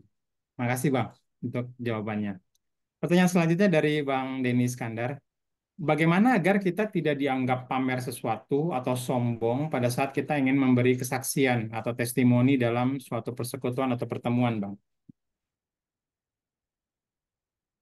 Ya, ini hikmat ya kalau menurut saya. Saya juga sebenarnya gini, saya punya teman-teman yang nggak semuanya eh, teman rohani gitu. Ada teman-teman main yang nggak rohani juga, Kristen juga, tapi nggak rohani banget lah. Artinya mungkin mereka Kristen, mereka ibadah juga sih, tapi nggak selalu kemudian kita sama-sama bahas Alkitab atau bahas membela kebenaran sedemikian rupa gitu ya. Nah, tetapi ada cara yang menurut saya jadi bagus karena kita tahu kapan harus kita bicara. Kita tahu kapan harus menyampaikan. Ya, eh, ini ada dua dimensi lagi. Dimensi yang pertama sebenarnya kadang-kadang kita harus menyatakan sesuatu yang benar itu benar pada waktu yang memang udah nggak ada lagi. Ketika katakanlah kita mau memberitakan Injil sama orang yang udah hampir mati, ya jangan tunda-tunda gitu kan gitu ya. Jadi kalau memang waktunya sudah tidak lagi memungkinkan, you do it that way now. Nggak ada kesempatan lain. Tetapi ketika kemudian kita mencoba melakukannya secara gradual gitu ya, pelan-pelan memasukkan gitu ya. Saya pernah dalam satu diskusi lalu kemudian lempar satu pertanyaan. lempar. Jadi lempar pertanyaan itu kan nggak bermaksud ini ya, nggak bermaksud menasehati gitu. Tapi ketika pertanyaan kita begitu sulitnya untuk dijawab, dan akhirnya kan kita juga yang jawab gitu kan. Ketika kita jawab, akhirnya mereka oh iya juga ya, bagus juga jawabannya kayak gitu ya. Jadi itu cara yang seringkali juga saya pakai karena saya juga nggak mau, apalagi nih kalau di di tempat main saya, di tempat pergaulan saya ada orang-orang yang memang sudah kenal saya sejak dahulu gitu, udah lama kenal gitu. Dia udah tahu juga lah kelakuan-kelakuan saya juga dia udah tahu gitu kan. Sehingga kita nggak bisa juga kemudian tiba-tiba jadi malaikat yang kemudian mengkhotbahi teman-teman itu. Yang kita bisa lakukan adalah dengan cara yang yang mulai dari yang soft gitu ya. Yang yang paling penting menurut saya sebenarnya bukan caranya. Ya, yang paling penting sebenarnya adalah bahwa keinginan untuk menyampaikan kebenaran itu terus ada di kepala kita. Keinginan itu. Karena ketika keinginan untuk menyampaikan kebenaran itu ada di kepala kita, kita akan putar otak cari cara sedemikian rupa sehingga kemudian nyampe ke sana tanpa harus menyinggung orang lain, tanpa harus mendukakan orang lain, tanpa harus membuat mereka jadi marah sama kita, nggak mau temenan lagi sama kita. Dan itu ada di kepala kita karena ini kalau kalau kayak gini saya diamin aja nih orang ini nggak akan berubah gitu. Gimana caranya ya? Gitu ya. Kita akan terus cari cara. Dan sebenarnya ketika kita bilang gimana caranya, ya, gimana caranya, ya?" sebenarnya kita sedang berdoa kepada Tuhan kan, gitu ya dengan cara memang pikiran kita terarah kepada Tuhan dan mengatakan bahwa Tuhan ini saya nggak tahu gimana caranya supaya saya bisa bisa menyampaikan kebenaran kepada orang lain gitu ya. Ingat Nehemia ya, waktu mukanya muram, nah, terus raja tanya kenapa mukamu muram gitu kan, Nehemia kan langsung berdoa tuh, gitu kan. Nah, berdoanya tuh mungkin mungkin berapa tuh, 3 detik, 4 detik gitu ya, gitu kan. Tapi ketika dia berdoa dia dapat kekuatan untuk melakukan dan jawaban yang disampaikan kepada raja itu tidak membuat dia akhirnya dihukum mati. Karena kan nggak boleh juru minuman raja itu menyiapkan minuman dengan cemberut kan. Kita aja di restoran nggak suka kalau ada yang orang menyediakan minuman cemberut gitu kan. Apalagi raja nggak suka dia kalau ada juru minumannya menyediakan minumannya dengan cemberut. Dia nggak mungkin suka seperti itu. Nah, tapi Nehemia juga nggak bisa menyembunyikan kesedihan dan kekecewaannya. Nah, tapi kemudian dia berdoa. Gitu. Wah, itu juga jadi indah. Jadi teman-teman, di dalam kehidupan kerja yang saya mau sampaikan adalah dalam kehidupan kerja adalah kita itu sedang terus-menerus menjaga hubungan yang konstan dengan Allah. Ketika kita mau bicara dalam rapat, kita bisa minta sama Tuhan 1 detik, 2 detik, Tuhan tolong tolong saya supaya saya bisa menyampaikan dengan benar. Dan doa yang seperti itu akan apa diberkati Tuhan. Tuhan akan tiba-tiba taruh pikiran yang mungkin nggak terfikirkan sama kita, tapi bisa menjadi satu ide yang bagus. Dan itu saya sering ngalamin kayak kayak begitu. Jadi kadang-kadang muncul aja tuh ide begitu bagus gitu ya, dan nggak pernah saya pikir juga gitu. Tapi kebanyakan memang kita persiapkan. Tapi kalaupun terpaksa, ya Tuhan kasih hikmat gitu. Jadi itu boleh boleh jadi sesuatu yang indah yang kita alami gitu ya. Jadi apa namanya kayak Mazmur 1 bilang lah, Mazmur 1 kan mengatakan dan merenungkan Taurat itu siang dan malam dulu. Dulu saya nggak ngerti maksudnya ngapain ini, gimana caranya, apa kita setiap pagi siang malam itu hafal-hafal ayat, tapi nggak gitu ternyata gitu ya. Merenungkan Taurat itu siang dan malam adalah kemudian menjadi kayak punya hubungan yang konstan dan terus-menerus dengan Tuhan in any way you do in your job gitu. Baik, terima kasih Bang Peter. Pertanyaan berikutnya Bang, Bang di usia berapakah kita harus memikirkan regenerasi baik di dunia kerja atau pelayanan? Atau apakah ukuran atau tanda-tanda yang kita perlu aware, perlu waspadai untuk mempersiapkan regenerasi? Ini menarik nih. Kalau saya langsung bisa jawab sebenarnya seperti John Maxwell bilang. John Maxwell bilang begini, kalau hari ini kamu diangkat jadi seorang pemimpin, hari kedua kamu udah pikirin siapa yang ganti kamu nanti. Kayak gitu ya. Jadi kalau pertanyaannya kapan regenerasi, the next day. Nggak tunggu setahun, nggak tunggu 2 tahun, the next day. Jadi ini menarik karena seringkali orang nggak mau mikirin regenerasi karena dia takut dia yang disingkirkan. Banyak orang juga nggak mau membuat anak buahnya lebih pintar dari dirinya karena dia khawatir sama jabatannya. Banyak orang akhirnya tidak kemudian membuat yang terbaik buat anak buahnya karena itu dia, karena dia takut kenyamanannya terganggu. Tapi seorang pemimpin yang baik adalah pemimpin yang hari ini dia diangkat, hari kedua dia udah pikirin siapa yang nanti akan ganti saya. Maka dia akan persiapkan orang itu, regenerasikan orang itu, dan next day, the second day, dia kemudian memimpin di tempat itu. Jadi kalau dia nggak punya jabatan, dia juga kemudian tetap bisa meregenerasi orang, dan itu nggak tunggu, nggak, pertanyaannya bukan kapan, karena jawabannya adalah the next day. Gitu ya, the next day. So apa namanya, well, it's not easy again, gitu ya. Tetapi saya harus katakan bahwa kalau Anda adalah seorang pemimpin yang baik ya, kalau Anda seorang pemimpin yang baik, kita tidak akan takut untuk membuat anak buah kita, orang yang kita pimpin, lebih pintar dari kita. Satu quote yang baik itu sebenarnya adalah quote yang mengatakan salah satu-satunya orang, gitu ya, satu-satunya orang di dunia, ini quote-nya ya mungkin nggak sepenuhnya benar, tapi saya bilang ini, satu-satunya orang yang ingin orang lain lebih pintar dari dirinya adalah bapak sama anaknya. Bapak kepada anaknya. Jadi hanya bapak yang ingin anaknya lebih pintar dari dirinya. Orang lain nggak suka ada orang lebih pintar dari dirinya. Gitu ya. Nah, jadi mungkin kita harus mulai berpikir seperti itu. Jadi seperti bapak, seperti senior, seperti orang yang sudah waktunya kemudian melatih orang supaya anak buahnya, orang yang dipimpinnya akan jadi jauh lebih baik, lebih pintar, dan lebih berprestasi dari dirinya. Karena dengan demikianlah kemudian kemajuan terjadi, gitu ya. Kalau pertumbuhan terjadi ketika orang yang dipimpin menjadi lebih baik dari orang yang memimpin. Baik, makasih Bang. Abang tadi sudah bicara tentang bapak dan anak gitu ya. Dan memang tempat pertama-tama leaders dibentuk itu kan di keluarga ya Bang ya.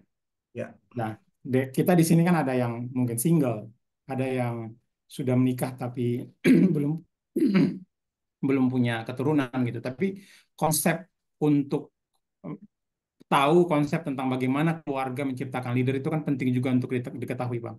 Nah, apa konsep tentang keluarga yang mempersiapkan leaders itu yang perlu kami tahu dan bagaimana mempersiapkan diri kami dalam posisi kami masing-masing, kami yang mungkin masih single, kami yang mungkin sudah berkeluarga tapi belum keturunan, atau bahkan kami yang saat ini sedang mempersiapkan para calon pemimpin itu, Bang. oke.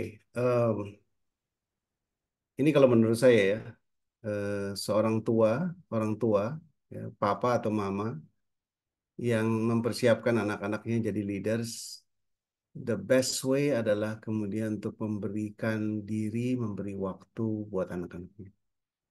Ya, jangan kemudian anak-anak kita kemudian melihat bahwa papanya dan mamanya itu menganggap pekerjaan lebih penting dari anaknya, menganggap bahwa pelayanan di gereja lebih istimewa, lebih utama dibandingkan anaknya. Maka ketika anak kita merasa bahwa buat papanya, buat mamanya pelayanan atau pekerjaan lebih penting daripada mereka, dan ini akan terus terbawa, buat mereka, mereka nggak akan pernah bisa impress, ya, impress dengan orang tua sebagai seorang pemimpin kalau begini ceritanya. Jadi harus bisa untuk kemudian membuktikan baik dengan kata-kata, dengan perbuatan, dengan tingkah laku, dengan tatapan gitu ya, bahwa orang tua harus bisa membuktikan kepada anaknya that you are special and I will prioritize you over everything. Karena memang kita juga percaya ketika kita dikasih anak oleh Tuhan, maka kita ditugaskan untuk mendidik anak kita dengan sebaik-baiknya. Dan bukan berarti kemudian lalu Tuhan kita kasih kita anak dan Tuhan panggil kita juga untuk di dunia pekerjaan, lalu kemudian kita mengutamakan pekerjaan dibandingkan anak kita. Saya bukan berarti kemudian mau mencoba membandingkan mana yang satu lebih penting daripada yang lain, tapi ada upaya yang terus-menerus dari kita untuk menjaga keseimbangan itu. Supaya pekerjaan juga bisa harus tahu kalau saya tidak lagi bisa hadir di kantor karena saya sedang mengurus anak saya, orang-orang harus bisa mengerti itu. Ya, teman kantor saya harus bisa ngerti, anak buah saya harus bisa ngerti, pimpinan saya juga harus bisa ngerti ketika saya tidak masuk kantor karena saya sedang apa namanya, spending time with my uh, my children gitu ya, entah untuk kebutuhan-kebutuhan apapun gitu. Dan anak saya juga pada waktunya juga akan tahu gitu bahwa papanya harus pergi ke kantor karena ini tanggung jawab yang harus diemban. Dan anak belajar untuk melihat seseorang yang bertanggung jawab. Kira-kira gitu ya. Jadi apa namanya, at the end of the day anak-anak belajar dari orang tuanya.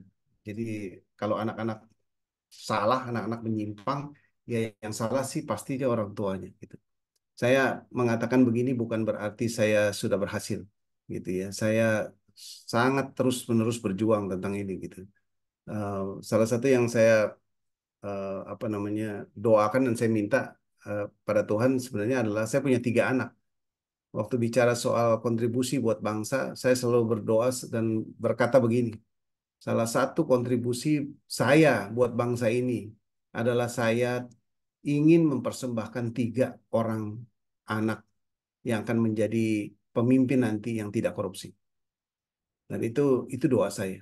Apakah saya berhasil atau tidak? Tapi yang pasti saya itu yang saya doakan, terus itu yang saya omongin kepada anak-anak saya bahwa mereka tidak korupsi, mereka tidak mengambil yang bukan hak mereka, mereka tidak kemudian memikirkan diri lebih tinggi daripada orang lain. Soal berhasil atau tidak ya itulah yang saya doakan dan lakukan terus-menerus gitu. Siap, Bang. Ya, ada pertanyaan berikutnya dari Kak Sari. Bagaimana caranya membagi waktu untuk anak sementara kita sudah punya jadwal pelayanan tertentu? Ya, em, saya eh, baru-baru ini banyak diskusi sebenarnya tentang bagaimana kalau misalnya seorang pendeta perempuan gitu ya. Ini saya menjawab dengan dalam dalam konteks yang lain ya, tapi kira-kira mirip gitu ya. Bagaimana kalau seorang pendeta perempuan menjadi seorang gembala? Lalu kemudian dia seorang ibu juga punya anak dan suami. Dan ketika satu malam seorang ibu yang adalah pendeta ini kemudian sedang ngajarin anaknya pelajaran sekolah karena besok mau ujian, tiba-tiba ada telepon masuk bahwa ada jemaat yang perlu dilayani.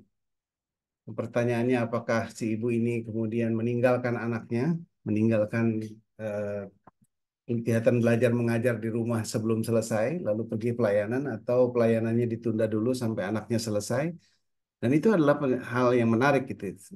Yang penting buat saya sebenarnya bukan mana yang dipilih. Yang penting buat saya adalah kita sadari gitu.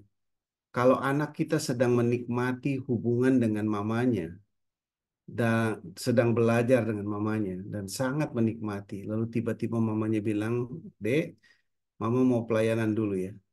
Lalu si anak merasa bahwa mamanya mementingkan pelayanan dibanding dirinya. Dan itu adalah kesalahan yang paling besar. Ya, kalau menurut saya kita harus jaga perasaan anak kita. Jangan sampai mereka merasa bahwa kita lebih mementingkan yang lain dibandingkan anak, walaupun itu pelayanan. Karena pelayanan di gereja, pelayanan dimanapun dibandingkan dengan pelayanan ibu kepada anaknya sama pentingnya. Ya, karena kita dipanggil Tuhan untuk melakukan itu. Sehingga saya sangat meyakini bahwa kita harus jaga benar dan harus atur benar supaya jangan ada efek samping di anak kita yang mengatakan bahwa mamaku lebih penting kepada pelayanan daripada keluarganya. Jadi menurut saya itu apa namanya dinamika dan balancing yang harus dipikirkan oleh setiap orang tua. Caranya seperti apa bisa beragam karena kita punya anak yang tentunya berbeda-beda satu sama lain, kita punya situasi juga yang berbeda-beda satu sama lain, maka keputusan apa yang akan kita ambil itu akan menjadi keputusan yang paling baik gitu. Karena kita sadar bahwa kita nggak mau pergi pelayanan tapi kemudian menyakiti hati anak kita yang kecewa karena mamanya atau papanya lebih mementingkan pelayanan daripada dirinya. Gitu. Baik, terima kasih, Bang. Um, saya mau follow up pertanyaan ini dalam konteks perempuan ya, Bang. Karena buat laki-laki untuk membangun karir sebagai pemimpin itu boleh dibilang memungkinkan untuk dilakukan meskipun tidak mudah gitu ya. Tapi Ya, buat perempuan tantangannya cukup berat, Bang. Banyak kali cerita dengar ada istri yang harus kemudian resign dari pekerjaannya karena terpisah lokasi pekerjaan dengan suami dan keluarganya sehingga kemudian karirnya berhenti. Atau bahkan di kantor, kadang kalau penerimaan pegawai pun Bang, pemimpin lebih prefer laki-laki karena kalau perempuan itu nanti ada izin ini, izin itu dan sebagainya, cuti hamil, cuti melahirkan dan seterusnya gitu. Sehingga kadang menjadi pemimpin secara struktur, Bang, itu bukan hal yang mudah juga untuk seorang perempuan. Sehingga kadang dia harus dalam tanda petik mematikan keinginannya untuk bisa menjadi seorang leader juga punya karir yang baik seperti laki-laki atau seperti suaminya. Bagaimana perempuan menghadapi itu, Bang? Ini pertanyaan ini jadi kebetulan kebetulan yang pas gitu ya. Yang nggak ada yang kebetulan sih sebenarnya. Tapi saya percaya karena gini. Ini hari Jumat ini saya akan melayani di Manado dengan tema Women Leadership gitu.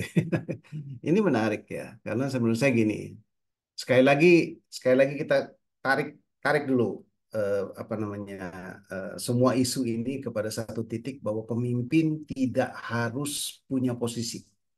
You can influence people no matter what or where your position is. Jadi kita nggak perlu harus punya punya jabatan. Jadi saya termasuk orang yang apa namanya eh, nggak nggak kebeli lah ya kalau misalnya bilang bahwa ini sayang sekali jabatannya, nggak ada yang sayang, nggak ada yang perlu disayangkan dengan jabatan itu. Yang penting adalah prioritasnya, gitu ya. Jadi jangan jangan menyakiti anak karena kita takut kehilangan jabatan. Jangan menyakiti hati suamimu kalau itu nanti dengan bayaran pangkat dan jabatan. Tapi ketika kita memang mau menerima pangkat dan jabatan, itu karena memang kita tahu Tuhan inginkan kita ada di situ untuk memberikan dampak. Di era seperti sekarang, di mana women leaders itu adalah sesuatu yang apa namanya keniscayaan gitu ya. Walaupun di dunia persentasenya masih kecil, tetapi growth-nya, perkembangannya lumayan eh, tinggi gitu ya. Jadi terus berkembang yang namanya women leaders di Indonesia juga, bahkan di apa di politik, di partai, di DPR gitu, keterwakilan perempuan harus dijaga gitu. Itu juga memang satu hal yang diharapkan. Tapi menurut hemat saya, eh, pertanyaannya bukan bagaimana bisa menjadi apa, pemimpin seorang wanita yang berkarir tapi juga bisa menjaga keluarga dengan baik. Ya, jadi sekali lagi eh, bukan pilihannya bukan jabatan atau keluarga. Itu nggak bisa kemudian dipertentangkan untuk dipilih. Kalau menurut saya adalah ketika engkau dipanggil Tuhan untuk menjadi seorang pemimpin, pasti Tuhan kasih jalan keluar untuk setiap masalah yang ada. Tetapi kalau kita kemudian eh, ya apa namanya memilih pekerjaan dibandingkan kemudian mendidik anak yang jelas-jelas kita lihat kebutuhannya, maka kita telah melakukan sesuatu yang salah.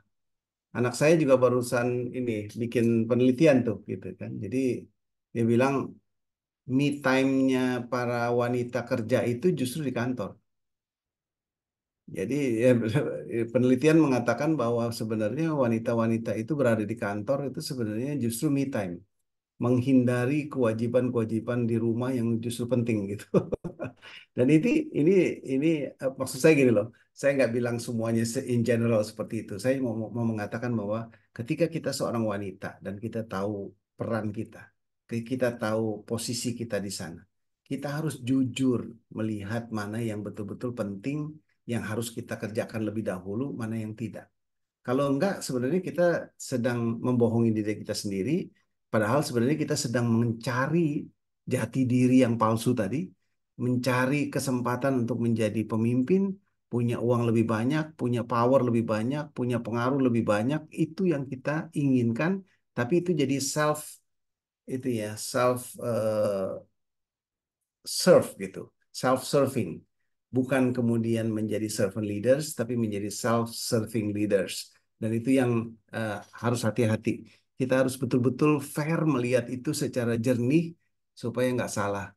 Jadi jawabannya nggak kemudian ini boleh itu nggak boleh sih akhirnya. Tapi lebih ke arah kita mengerti panggilan kita masing-masing, panggilan kita sebagai ibu, sebagai bapak. Ya walaupun tadi Ernst bilang kalau laki-laki masih lumayan, tapi menurut saya nggak juga gitu. Ya kalau kita spend most of the time di kantor, nanti hari Sabtu dan Jumat, Sabtu Minggu juga melakukan banyak hal yang lain, kita nggak pernah punya waktu untuk have a deep talk with the children. Nah itu juga salah besar gitu, nggak pernah kemungkinan.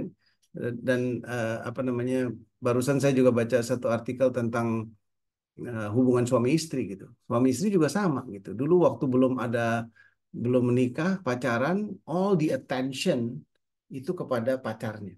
All the attention. Tapi ketika sudah menikah, attention is divided. Gitu ya. Sedikit udah urusan rumah. Lalu kemudian punya anak, lebih divided lagi.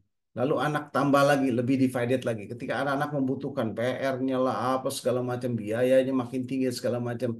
The attention yang tadinya 100% from the husband to the wife, itu kemudian divided menjadi banyak gitu. Akhirnya memang hubungan suami istri menjadi tidak lagi mesra, justru karena attention itu terbagi-bagi. Dan itu juga sebenarnya sesuatu yang memang harusnya saya nggak akan kasih uh, tipsnya gimana caranya, tapi you have to be aware on that, gitu ya. Jadi ya kalau ketika kita sadari bagian itu, oke, jadi saya tidak akan jatuh ke dalam dalam perangkap dosa yang makin besar, tapi saya sadari ini, saya akan cari solusinya.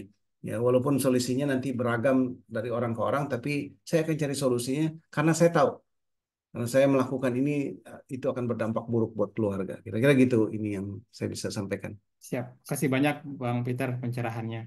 Ya, Abang Kakak, rekan-rekan, saya izin untuk kita lewat sedikit dari jam 9 karena masih ada satu pertanyaan lagi yang butuh jawaban dari Bang Peter, dari Bang Beni Sidabutar. Sebagai seorang yang aktif di dunia kerja dan pelayanan, pernahkah Bapak, Bang Peter, mengalami serangan dalam bentuk cibiran, fitnahan dari rekan-rekan kerja dan rekan pelayanan ketika menerapkan lead servanthood, baik dalam dunia kerja maupun dalam pelayanan? Bagaimana respon Abang? Satu kali saya pernah ini ya, ketika teman-teman saya dipromosi, kita sebenarnya gini, waktu saya pindah dari Manado ke Jakarta, sebenarnya dijanjikannya promosi gitu. Tapi saya ternyata nggak dipromosi. Dan ada teman-teman saya dipromosi gitu kan. Yang menarik adalah ada orang-orang berkata dia tidak dipromosi karena di Manado dia kebanyakan pelayanan. Itu komentarnya. Jadi ada orang-orang yang menuduh gitu, menuduhnya mengatakan bahwa saya nggak dipromosi karena apa namanya, saya kebanyakan pelayanan gitu. Di Manado pada waktu itu. Nah, tetapi eh, ya itu sesuatu yang saya ketawa-ketawa aja lah gitu ya, karena saya tahu what is happening gitu. Jadi saya ketawa-ketawa aja gitu. Dan bahkan di BI itu kalau teman-teman yang dari BI pasti tahu gitu ya, Pak Gubernur tuh sering menyebut saya pendeta gitu. Dulu waktu saya masih muda, sebutan pendeta buat saya itu suka nadanya seperti cibiran gitu. Nadanya seperti kayak ya ngeledekin karena ini orang kebanyakan pelayanan gitu ya. Tapi ketika karir saya ternyata di Bank Indonesia tidak jelek gitu ya, saya terus naik sampai di posisi menjadi kepala departemen, em, maka istilah pendeta itu tidak kemudian menjadi sesuatu yang negatif, bahkan positif, ya bahkan positif gitu. Jadi eh, ya kita bisa balikin kata kalau kalimatnya cibiran, fitnahan, baik itu dari rekan kerja maupun rekan pelayanan, itu kita bisa balikin menjadi sesuatu yang kemudian baik ya, as long as kita bisa tak jaga satu menurut saya yang penting ya, ini masuk lagi ke teologi kerja. Ketika kita kerja di kantor, jangan jadi orang yang biasa-biasa saja. Ketika kita ada di kantor bekerja, jangan jadi orang yang rata-rata air. Kita harus di atas rata-rata, kita harus excellent, kita harus baik. Sehingga nggak ada kesempatan orang mencibir kita karena orang ini bisanya cuma pelayanan, tapi kalau kerja nggak bagus. Jadi jangan kasih kesempatan orang kemudian melihat itu. Jadi ketika kita kerja, kerja yang sebaik-baiknya. Kalau 3-2-3 yang kita terapkan, apapun yang kamu lakukan dengan sepenuh hati seperti untuk Tuhan, bukan untuk manusia. Itu yang kita lakukan. Bahwa ketika kita sedang bikin catatan, bikin analisa, do your best. Ketika kita lagi rapat, do your best. Kasih masukan yang kreatif, yang membantu. ketika kita memimpin, jadi pemimpin yang baik, gitu. Tapi ketika kita juga mengerjakan pelayanan, kita kerjakan dengan sebaik-baiknya. Sehingga nggak ada kemudian celah yang kemudian bisa kemudian menyerang kita dengan banyak hal. Nah, tetapi unfortunately mencari orang yang kerjanya bagus dan pelayanannya bagus juga nggak gampang. Ada orang yang biasanya kerjanya bagus, pelayanannya nggak bagus. Ada orang yang pelayanannya bagus, tapi kerjanya juga nggak bagus. Nah, itu kemudian menjadi celah orang kemudian nggak mau memilih pelayanan atau pekerjaan gara-gara contoh-contoh seperti itu. Dan ini mungkin yang perlu kita sama-sama sikapi ya. Saya mau tekankan dan harap teman-teman sadari bagian ini. Ketika kita sekarang kerja di kantor, your calling is to be above average. Itu your calling. Dan menjadi orang yang above average itu adalah menjadi orang Kristen yang kita bergantung pada Allah. Nah, orang yang bergantung kepada Allah nggak bisa jadi biasa-biasa saja. Ya, kita nggak harus jadi orang yang katakanlah pintar. Ya, saya baru baca juga satu artikel yang mengatakan you don't need to be smart, tapi kita menjadi orang yang mau, kita menjadi orang yang willing, kita menjadi orang yang kerja keras, kita menjadi orang yang punya attitude. Itu nggak ada hubungannya dengan kepintaran. Ya, tapi kalau kita cuma mencari pintar-pintar aja, tapi attitude kita nggak bagus gitu. Kita cuma andalkan skill and knowledge, tapi attitude nggak baik, itu juga nggak akan sukses kita. Ya, tapi kita dengan attitude yang baik, kita terus belajar, kita banyak baca buku, kita banyak cari ilmu, kita bisa kasih kontribusi yang lebih baik dari yang biasa kita bisa berikan. Maka itu akan menjadi sesuatu yang baik, yang menjadi teladan yang baik. Maka nggak ada celah, nggak ada celah gitu ya untuk orang mencibir kita, em, memfitnah kita, apalagi gitu ya. Saya sih rasanya nggak pernah difitnah ya, kecuali kemudian itu ada orang-orang yang kemudian menebak-nebak apa yang terjadi pada saya itu sebagai sesuatu yang ya itu apa, kesalahan gitu ya, kebanyakan pelayanan sih gitu ya, kayak gitu-gitu ya. Em, saya masih terus berjuang dan belajar menjadi lead servanthood, menjadi menjadi servanthood itu ya, artinya menerapkan servanthood di usia seperti saya menjadi makin sulit gitu ya. Ya, artinya udah makin senior gitu ya. Di mana-mana saya ketemunya orang yang lebih muda dari saya gitu kan. Jadi di mana-mana ketemu mantan anak buah saya gitu, sehingga mereka jadi lebih hormat kepada saya. Jadi yang kayak gitu-gitu agak membuat kita sulit untuk menjadi servant. Tetapi paling tidak bukan acting servant yang penting, tapi mental servant. Sehingga kita we are willing to serve gitu ya. Mental itu kemudian menjadi penting dan itu akan terwujud dalam tindakan ketika kita memikirkan dan melakukannya. Saya minta maaf karena waktunya jadi agak lewat, tapi saya kira bersyukur Tuhan sudah menolong kita habiskan 2 sesi yang padat ini, dan saya berterima kasih sekali sama teman-teman semua yang sudah bertanya, sudah berdiskusi dengan luar biasa sampai 2 sesi ini. Kiranya teman-teman terus diberkati jadi seorang servant yang bisa memimpin dengan baik. Amin. Terima kasih banyak Bang Peter untuk sharing ilmu, pengalaman, dan juga berkat buat kita semua selama 2 kali pertemuan minggu lalu dan minggu ini. Abang kakak rekan-rekan alumni boleh kita berikan aplaus, reaction buat apresiasi kepada Bang Peter yang sudah boleh melayani kita dalam 2 pertemuan selama ini. Dan eh, terakhir boleh minta kesediaan Abang untuk menutup kita dalam doa. Mari kita berdoa. Bapak, sungguh kami bersyukur karena segala sesuatu yang baik Tuhan rancangkan bagi kami anak-anak-Mu, dan seperti firman-Mu berkata bahwa kami diberi anugerah menjadi anak-anak Allah. Dan itu status yang sangat istimewa, sangat luar biasa, sehingga ketika kami berada di tempat kerja kami, atau di tempat studi kami, atau dimanapun kami berada, ya Tuhan, kami tahu bahwa kami harus melakukan segala sesuatu untuk Tuhan. Segala sesuatu yang biasanya dilihat orang sebagai hal yang bukan rohani, tetapi bagi kami anak-anak Tuhan semuanya adalah satu perbuatan kasih kepada Tuhan. Baik itu pekerjaan kami di kantor, di tempat kami belajar, studi kami di universitas, atau di sekolah tinggi, atau dimanapun kami berada. Kiranya Tuhan menolong kami ya Tuhan, untuk menjadi seorang pelayan, untuk mempunyai hati yang melayani, yang memberi diri untuk orang lain, yang mengutamakan orang lain, yang menganggap orang lain lebih utama dari diri sendiri. Dan tolong kami supaya kami bisa dipakai Tuhan melakukan apa yang baik, supaya lewat hidup kami orang boleh melihat Kristus yang terlebih dahulu boleh melayani yang hidup di dalam kami. Terima kasih, sempurnakan apa yang sudah kami bahas dan diskusikan ya Tuhan. Biarlah nama Tuhan saja ditinggikan dan dimuliakan. Di dalam nama Allah Tritunggal kami berdoa dan bersyukur. Amin.